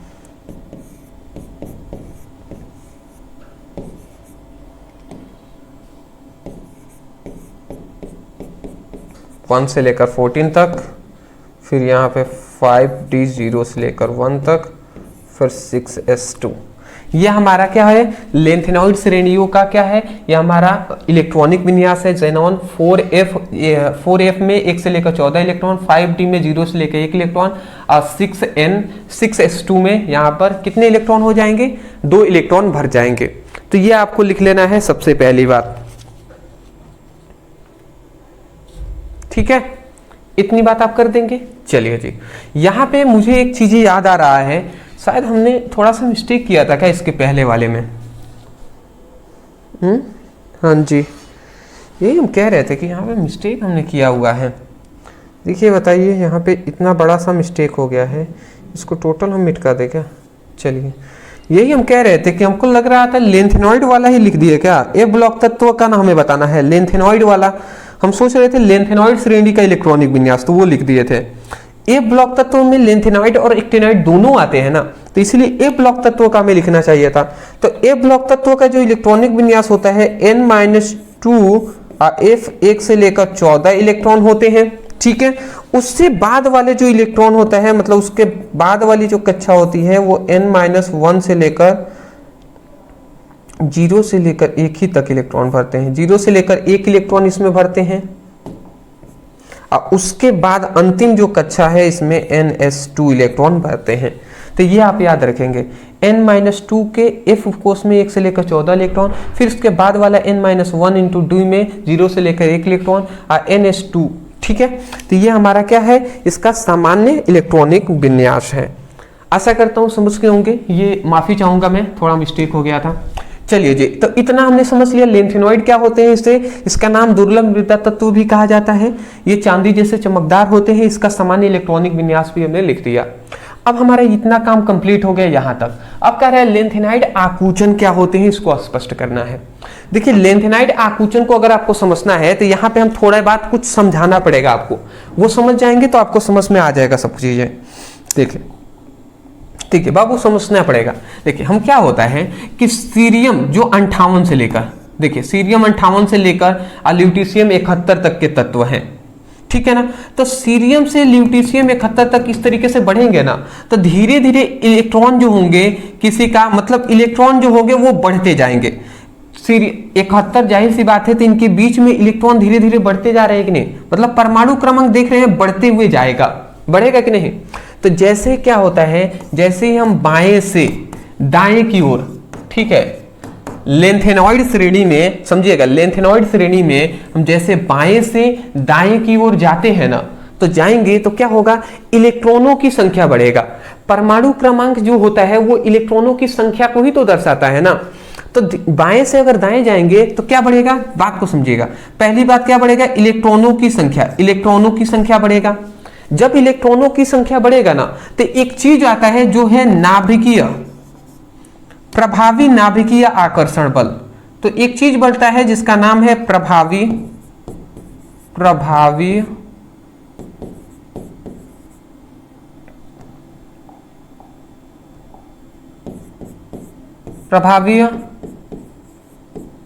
नाभिकीय आकर्षण।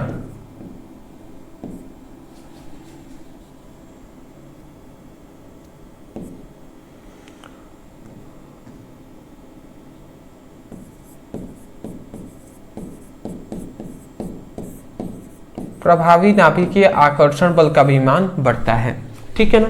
देखिए हमने क्या बताया, हमने कहा कि जब लेंथेनॉइड श्रेणी में बाएं से दाएं जाएंगे तो इलेक्ट्रॉनों की संख्या बढ़ेगा। जैसे ही इलेक्ट्रॉनों की संख्या बढ़ेगा ना, तो प्रभावी नाभिकीय आकर्षण बल का मान भी बढ़ता है। जब ये मान बढ़ता है ना, तो जो परमाणु होता है, परमाणु उसका आकार छोटा हो जाता है। तो इसका मतलब क्या है, परमाणु का आकार छोटा हो गया, या इसको हम कह सकते हैं परमाणु की त्रिज्या छोटी हो गई। तो जो परमाणु की आकार छोटी हो गई है ना, इसी को ही हम लेंथेनाइड आकुंचन कहते हैं या लेंथेनाइड संकुचन कहते हैं। अब कैसे प्रभावी नाभिकीय आकर्षण बल का मान बढ़ता है वो हमने बहुत बार पहले समझा दिया है, जब हमने लेंथेनाइड आपको पढ़ाया था एक टॉपिक। बट हम अब डिटेल में नहीं जाएंगे कि क्या होता है, कैसे होता है, ठीक है ना। उतना समय उतना डिटेल में हम जाएंगे तो बहुत टाइम लग जाएगा। तो चलिए हम यहाँ पे देख लीजिए, यहाँ पे हमने क्या बताया है, लेंथेनाइड आकुंचन का परिभाषा हमने क्या बताया है, समझिएगा। हमने लिखा है लेंथेनॉइड श्रेणी में बाएं से दाएं जाने पर, बाएं से दाएं जाने पर परमाणु त्रिज्या और आयनिक त्रिज्या, परमाणु त्रिज्या और आयनिक त्रिज्या लगातार घटता है। क्या होगा, जैसे बाएं से दाएं जाएंगे तो परमाणु त्रिज्या, परमाणु की जो त्रिज्या होगी, जैसी बात है परमाणु का आकार घटेगा तो परमाणु त्रिज्या और आयनिक त्रिज्या ये दोनों घटेंगे कि नहीं घटेंगे, तो लगातार घटेंगी। क्यों घट रही है, क्योंकि परमाणु क्रमांक बढ़ने के साथ साथ, क्यों, क्योंकि बाएं से जब दाएं जाएंगे तो परमाणु क्रमांक बढ़ने के साथ साथ प्रभावी नाभिकीय आवेश का मान भी बढ़ता है। प्रभावी नाभिकीय आवेश वही प्रभावी नाभिकीय आकर्षण बल होता है। तो प्रभावी नाभिकीय आवेश का मान भी बढ़ता है। जब ये मान बढ़ेगा तो इसी लिए क्या हो जाता है, ये परमाणु की त्रिज्या है और आकार है, ये सब घटता है। तो इस घटना को ही हम क्या कहते हैं, लेंथेनाइड आकुंचन कहते हैं। समझ में आया हमने क्या बताया, हमने यही कहा कि लेंथनॉइड श्रेणी में बाएं से दाएं जाने पर क्या होता है, लेंथनॉइड श्रेणी में बाएं से दाएं जाने पर परमाणु त्रिज्या और आयनिक त्रिज्या का आकार लगातार घटता है। क्यों घटता है? क्योंकि जब बाएं से दाएं जाने पर परमाणु क्रमांक बढ़ने के साथ साथ प्रभावी नाभिकीय आवेश का मान भी बढ़ता है। ठीक है, इसी घटना को लेंथेनाइड आकुंचन कहते हैं। तो आशा करता हूं कि आपको समझ में आ गई होंगी। ठीक है, इसी को लेंथेनाइड आकुंचन कहते हैं। आशा करता हूं समझ में आ गया होगा। चलिए अगला हमारा आता है, चलिए इतनी बात आप समझ गए ना, कैसे बाएं से दाएं जाएंगे तो घटेगा। चलिए मैं इसको इरेज कर रहा हूं। ठीक है, अगला हमारे यहाँ पे कह रहा है उनकी ऑक्सीकरण अवस्था को समझाइए। तो इसकी जो ऑक्सीकरण अवस्था क्या होता है, इनका मुख्यतः ऑक्सीकरण अवस्था +3 होता है, ये याद रखिएगा। इसकी मतलब ज्यादातर इलेक्ट्रॉनों की, ज्यादातर तत्वों का ऑक्सीकरण अवस्था 3 होता है, +3 होता है। परंतु कुछ ऐसे भी तत्व हैं जिनका ऑक्सीकरण अवस्था +2 या +4 होता है। ठीक है ना, मतलब यहाँ पे उसीलिए लिखा गया है इनका मुख्यतः ऑक्सीकरण अवस्था +3 होता है, परंतु कुछ लेंथेनॉइड में +2 और +4 ऑक्सीकरण अवस्था भी देखी जाती है।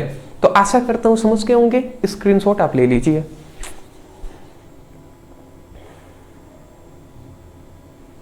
हाँ जी चलिए अगला हमारा आता है 9th नंबर क्वेश्चन।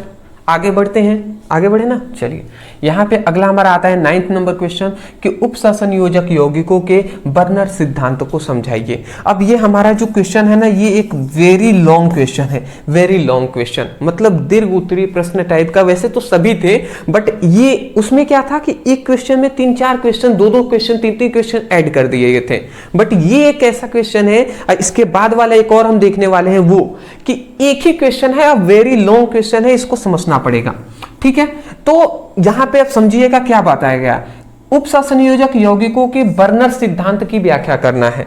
ठीक है ना, तो देख लीजिए यहाँ पे ये एक ऐसा टॉपिक है, 4 नंबर में तो पूछा ही गया है, 5-5 नंबर में भी एक क्वेश्चन पूछा गया है। फिलहाल हम उस टाइम पे आपको बताएंगे जब 5 नंबर वाले भी हम कराएंगे। तो बर्नर सिद्धांत क्या होता है, तो बर्नर नामक एक वैज्ञानिक थे। ठीक है, तो बर्नर के सिद्धांत के अनुसार किसी उपसंयोजक यौगिकों के केंद्रीय धातु परमाणु 2 प्रकार की संयोजकता दर्शाते हैं।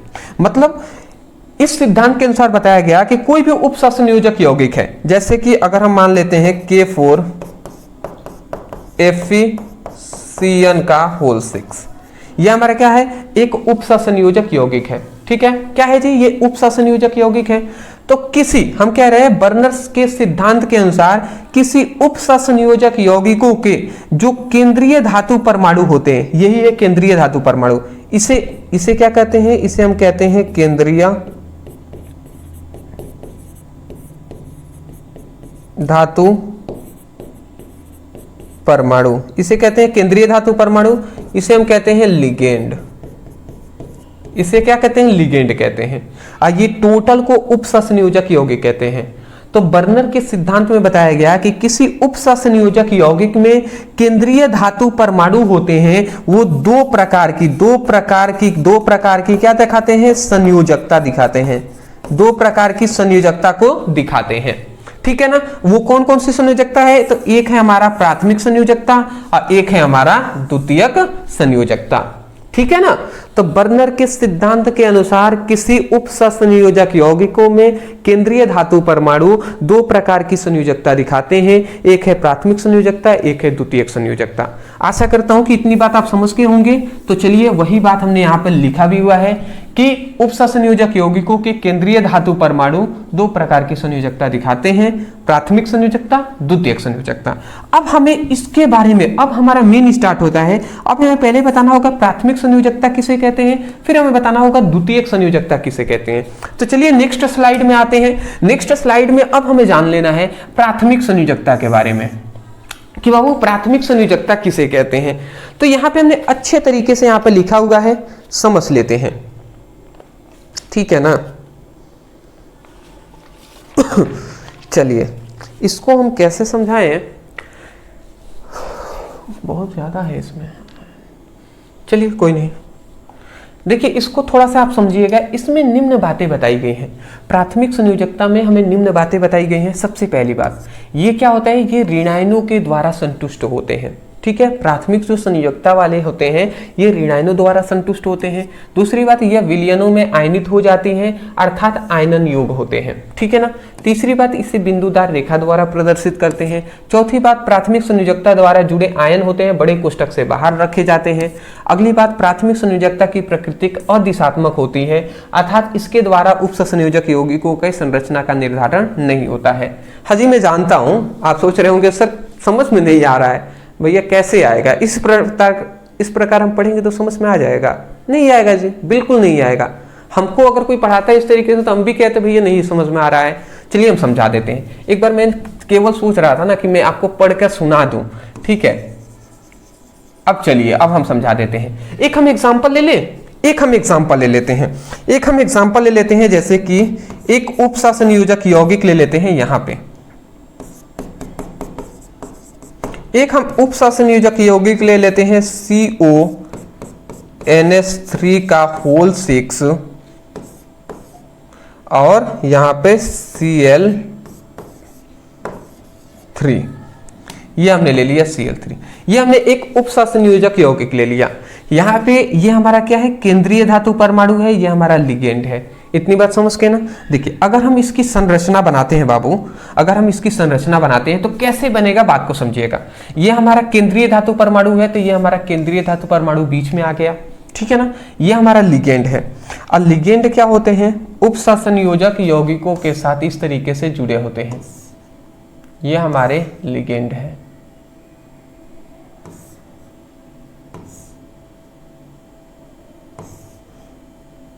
ये हमारे लिगेंड जुड़े हुए हैं इस प्रकार।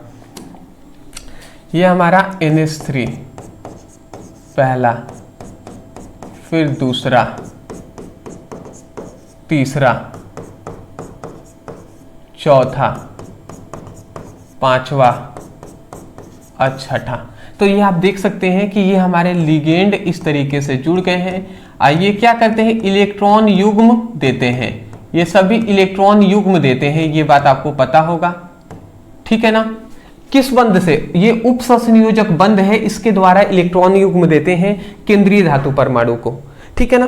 तो ये हमने इसकी संरचना भी बनाया, परंतु यहाँ पे 3 Cl भी है। 3 Cl है ना, तो ये 3 Cl को हम इस तरीके से दिखा दे रहे हैं। ये हमारा पहला Cl हो गया, पहले Cl को यहाँ पे दिखा दे रहे हैं, दूसरा Cl यहाँ पे और तीसरा Cl यहाँ पे। तो ये हम 3 Cl को भी दिखा देते हैं यहाँ पे। ये हमारा पहला Cl, ये दूसरा Cl और ये हमारा तीसरा Cl। अब आपको समझ में आ जाएगा। तो ये हमने क्या बनाया है, ये हमने इस वाले उपसंयोजक यौगिकों की हमने एक संरचना यहाँ पे बनाकर आपको दिखा दिया। अब देखिए यहाँ पे हम स्पष्ट रूप से कह दे रहे हैं, प्राथमिक संयोजकता जानते हैं किसे कहते हैं, जो हम बिंदुदार रेखा द्वारा जिसको दर्शाए हैं, जैसे ये Cl है, यही हमारा प्राथमिक संयोजकता है। और द्वितीयक संयोजकता जानते हैं क्या है, जिसे हम एक लगातार रेखा द्वारा दर्शाए हैं, जैसे कि ये NH3 है, ये हमारा लगातार रेखा, ये क्या है, द्वितीयक संयोजकता है। ठीक है। चलिए तो अब हम इसको क्या कर देते हैं, यहाँ पे लिखे हुए हैं, देखिए क्या लिखे हैं, इससे निम्न बातें बताई गई हैं। सबसे पहली बात, यह ऋणायनों के द्वारा संतुष्ट होते हैं। मतलब क्या है कि ये जो प्राथमिक संयोजकता है वो ऋणायनों द्वारा संतुष्ट होंगे। तो बिल्कुल आप जानते हैं क्लोरीन में क्या होता है, क्लोरीन पर ऋणात्मक आयन होते हैं, ऋणात्मक आयन होते हैं ना, तो ये ऋणायन हमने लिख दिया। तो इसे ऋणायनों द्वारा संतुष्ट किए जाते हैं। दूसरी बात, यह विलयनों में आयनित हो जाते हैं, अर्थात आयनन योग होते हैं। मतलब अगर हम जल में घोलेंगे ना, तो जाहिर सी बात है ये Cl अलग हो जाएगा, आयनित हो जाएगा। ठीक है ना, इस पर आयन आ जाएगा, जैसे कि ऋणायन, ऋणात्मक आवेश आ गया है। समझ रहे हैं ना। तो ये बातें हैं जी, इसको जल में घुलेंगे तो अलग हो जाएगा, यही कहने का मतलब है। तीसरी बात, इसे बिंदुदार रेखा द्वारा दर्शाते हैं। आप देख लीजिए, इसे बिंदुदार रेखा द्वारा दर्शाया गया है, सही बात कह रहा है। प्राथमिक संयोजकता द्वारा जुड़े जो आयन होते हैं बड़े कोष्ठक से बाहर लिखा जाता है। आप ही देखिए, प्राथमिक संयोजकता द्वारा जो जुड़े आयन है, इसको देखिए बड़ा कोष्ठक है, इससे बड़े कोष्ठक से बाहर लिखा गया है कि नहीं लिखा गया है, बिल्कुल लिखा गया है। तो यही तो बात हम भी आपसे कह रहे थे। अगला 5वां कह रहा है कि प्राथमिक संयोजकता की प्रकृति अदिशात्मक होती है। प्राथमिक संयोजकता जो है ना, इसकी प्रकृति अदिशात्मक होती है। मतलब सिंपल सा इसका कहने का मतलब है कि ये Cl3 है ना, ये निर्धारण नहीं करता कि जो इस उपसहसंयोजक यौगिकों की संरचना कैसी होगी, इस पर निर्भर नहीं करेगा। किस पर निर्भर करेगा? लिगेंड पर निर्भर करेगा, ना कि इस पर निर्भर करेगा। ठीक है ना, तो ये बात आप समझ गए ना। तो यही बात कहा गया, अर्थात इसके द्वारा उपसहसंयोजक यौगिकों की संरचना का निर्धारण नहीं होता है। ठीक है, अगला आता है द्वितीयक संयोजकता। द्वितीयक संयोजकता क्या है? इसमें निम्न बातें बताई गई हैं। पहली बात बताई गई है कि यह ऋणायनों, धनायनों और उदासीन अणुओं द्वारा संतुष्ट होते हैं। मतलब द्वितीयक संयोजकता है, ये ऋणायनों द्वारा, धनायनों द्वारा और उदासीन अणुओं द्वारा संतुष्ट होता है। ठीक है, मतलब ये जो हमारे हैं, ये ऋणायन भी हो सकते हैं, धनायन भी हो सकते हैं, और उदासीन मतलब कुछ भी इस पर आवेश ना हो वैसे भी हो सकते हैं। ठीक है, दूसरी बात, द्वितीयक संयोजकता की संख्या निश्चित होती है, जिसे उपसहसंयोजक संख्या कहते हैं। द्वितीयक संयोजकता जो है ना, ये द्वितीयक संयोजकता है, इसकी संख्या क्या होती है? निश्चित होती है। ठीक है ना, और उसी को उपसहसंयोजक संख्या कहते हैं। जितनी ये जो निश्चित संख्या है, ठीक है, ये उपसहसंयोजक वास्तव में ये बंद है। ठीक है ना, तो जो केंद्रीय धातु परमाणु होते हैं, लिगेंड के साथ जितने उपसहसंयोजक बंध बनाते हैं ना, उन्हीं की संख्या को हम उपसहसंयोजक संख्या कहते हैं। तो वही बात कहा गया है कि द्वितीयक संयोजकता की संख्या निश्चित होती है, जिसे हम उपसहसंयोजक संख्या कहते हैं। तो भैया सही बात है जी, ये जितने बंध बनाएंगे वही द्वितीयक संयोजकता है, और उसी को तो हम उपसहसंयोजक संख्या भी कहते हैं। सिंपल सा है जी, समझ गए होंगे आप। अगला कह रहा है कि इसे सतत रेखा द्वारा दर्शाते हैं। मतलब क्या है? इसे सतत रेखा द्वारा दर्शाते हैं। तो देख सकते हैं आप, इसको लगातार रेखा द्वारा दर्शाया गया है कि नहीं? बिल्कुल सही बात है। चौथी बात यहाँ पे कह रहा है कि द्वितीयक संयोजकता द्वारा जुड़े लिगेंड केंद्रीय धातु परमाणु को बड़े कोष्ठक में रखा जाता है। देखिए, द्वितीयक संयोजकता द्वारा जो जुड़े लिगेंड है, जो अमोनिया है, लिगेंड है, और जो केंद्रीय धातु परमाणु है, इसको हमने क्या किया है? बड़े कोष्ठक के अंदर लिखे हैं कि नहीं जी?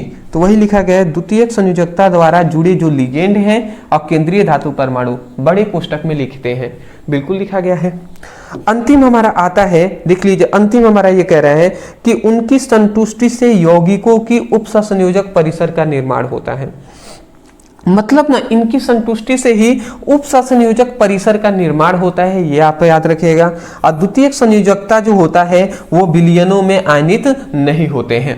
मतलब ये जो द्वितीयक संयोजकता है, ये विलयन में आयनित नहीं होते हैं। अगर हम इसको जल में खोलेंगे ना, तो क्या हो जाएगा? ये Cl3 अलग हो जाएगा, बट ये सभी एक ही साथ, जो बड़ा कोष्ठक में है, ये एक ही साथ रहेंगे, ये टूटेंगे नहीं। ऐसा नहीं होगा कि CO अलग हो गया, NH3 अलग हो गया, अमोनिया अलग हो गया, ऐसा नहीं होगा। तो वही लिखा गया है, द्वितीयक संयोजकता विलयन में आयनित नहीं होते हैं, आयनों में टूटते नहीं हैं। अब मैं आशा करता हूं कि एक एक पॉइंट्स हमने आपको लिए, मतलब पूरी तरीके से निचोड़ करके हमने एक एक लाइन आपको समझाया है। बाबू, अब अगर इतना इजी वे में अगर समझ ना आए ना, तो मैं कहूंगा कि बहुत मुश्किल हो जाएगा इस तरीके से, अगर फिर भी ना समझ में आए इतना करने के बावजूद भी। तो मैं आशा करता हूं कि समझ में आ गए होंगे। स्क्रीनशॉट ले लीजिए, आगे हम बढ़ेंगे। हो देखिए दोस्त, 1.5 घंटे हो चुके हैं, फिर भी मैं लगा हुआ हूं। तो मैं सिर्फ इतना कहूंगा कि सपोर्ट करने की आपकी आवश्यकता है, मतलब मुझे जरूरत है दोस्त। कर देंगे ना सपोर्ट? ठीक है, आपसे ही ना हम कहेंगे जी, अदर किससे कहेंगे? देखिए, हमारा इन्वर्टर भी डिस्चार्ज हो रहा है, मतलब इन्वर्टर मेरा टिक नहीं पा रहा है। ठीक है, 1 घंटा 1.5 घंटा पढ़ा दो, उतना ही बहुत है। इन्वर्टर भी डिस्चार्ज होने लगा।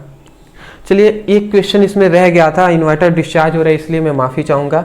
ठीक है, इसमें कुछ है, यहाँ पे उपसहसंयोजक यौगिकों की क्रिस्टलीय क्षेत्र सिद्धांत की व्याख्या कीजिए। ये क्वेश्चन है, इसको मैं कहूँगा कि आपको क्या करना है, आप हमारा क्या कर लीजिए, ये लिख लीजिएगा, इतना ये लिख लिए। चलिए, अभी मैं कह रहा हूँ, अभी आप करिए क्रिस्टलीय क्षेत्र सिद्धांत ब्रदर सर। चलिए, इतना लिखकर सर्च कर लीजिए, हमारी वीडियो मिल जाएगा, उससे पढ़ लीजिएगा, ये समझ में आ जाएगा। दूसरी बात, आपके पास दूसरा एक और मार्ग है कि हमारी टॉपर नोट्स, आपको इतनी बात पता होगा कि टॉपर नोट्स हम जो दे रहे हैं ये कितना उपयोगी है। बहुत सारे स्टूडेंट जो लिए हुए हैं उनके लिए कितना बेनिफिट हो रहा है। आप वो कह रहे हैं कि सर हम चैप्टर वाइज अच्छे तरीके से स्टडी कर रहे हैं, कितनी अच्छी बात है। तो हम आपके लिए हम पूरी फिजिक्स की टॉपर नोट्स दे रहे हैं, ठीक है, पूरी हम आपकी केमिस्ट्री का टॉपर नोट्स दे रहे हैं। बार बार हम वीडियो में भी कहते हैं, लगता है कि हिम्मत नहीं होता है क्या, मतलब 300-500 का एक शर्ट खरीद लेंगे, बट 200-300 रुपये अपने 200 रुपये भी नहीं दे सकते अपने मतलब जो पढ़ाई के लिए, अपने फ्यूचर के लिए, तो क्या ही कहा जाए। तो ओनली अगर फिजिक्स केमिस्ट्री दोनों का लेते हैं तो 199 में फिजिक्स केमिस्ट्री दोनों का मिल जाएगा। अगर आप इसके साथ हिंदी का भी लेते हैं तो 300 का जो है वो ओनली 249 में मिल जाएगा। तो मैं यही कहूँगा टॉपर नोट्स लेकर टॉपर नोट्स से स्टडी कीजिए। उसमें एक हम कह सकते हैं एक अच्छे तरीके से गाइडेंस के साथ साथ आपको इंपॉर्टेंट जो नोट्स है वो बनाए गए हैं। अब सिर्फ उसी को पढ़ना है, उससे बाहर नहीं आने वाले। तो नीचे व्हाट्सएप नंबर है, इस नंबर पे मैसेज कर लीजिए, कहिएगा सर हमें फिजिक्स की, केमिस्ट्री का और हिंदी का टॉपर नोट्स चाहिए। इतना लिखकर मैसेज करेंगे, स्कैनर दिया जाएगा, पेमेंट करेंगे, नोट्स आपको मिल जाएंगे। अदरवाइज इससे आगे का चैप्टर 6 से लेकर चैप्टर 10 तक का भी आपको वन शॉट वीडियो चाहिए, जिसमें 4 नंबर वाले और भी आगे के जो बचे हुए क्वेश्चन है उसको करा दे, तो आप कहिएगा, हम जरूर लाएंगे, ठीक है ना। कमेंट आपको करना है। फिर से डिस्क्रिप्शन बॉक्स में व्हाट्सएप ग्रुप, टेलीग्राम ग्रुप का लिंक है, ज्वाइन हो जाएंगे, फ्री में एक भी पैसे नहीं लेंगे ज्वाइन होने के लिए। इंस्टा पे में फॉलो कर लीजिएगा, लिंक डिस्क्रिप्शन बॉक्स में है। आ जाइए, इससे पहले के 2 नंबर 3 नंबर वाले क्वेश्चन भी कराए हुए हैं, तो केमिस्ट्री का एक लिंक मिलेगा, उस पर क्लिक करेंगे, सब वीडियो मिल जाएंगे, तो वहां से अपनी पढ़ाई कीजिए। Thank you so much for watching this video. Thank you.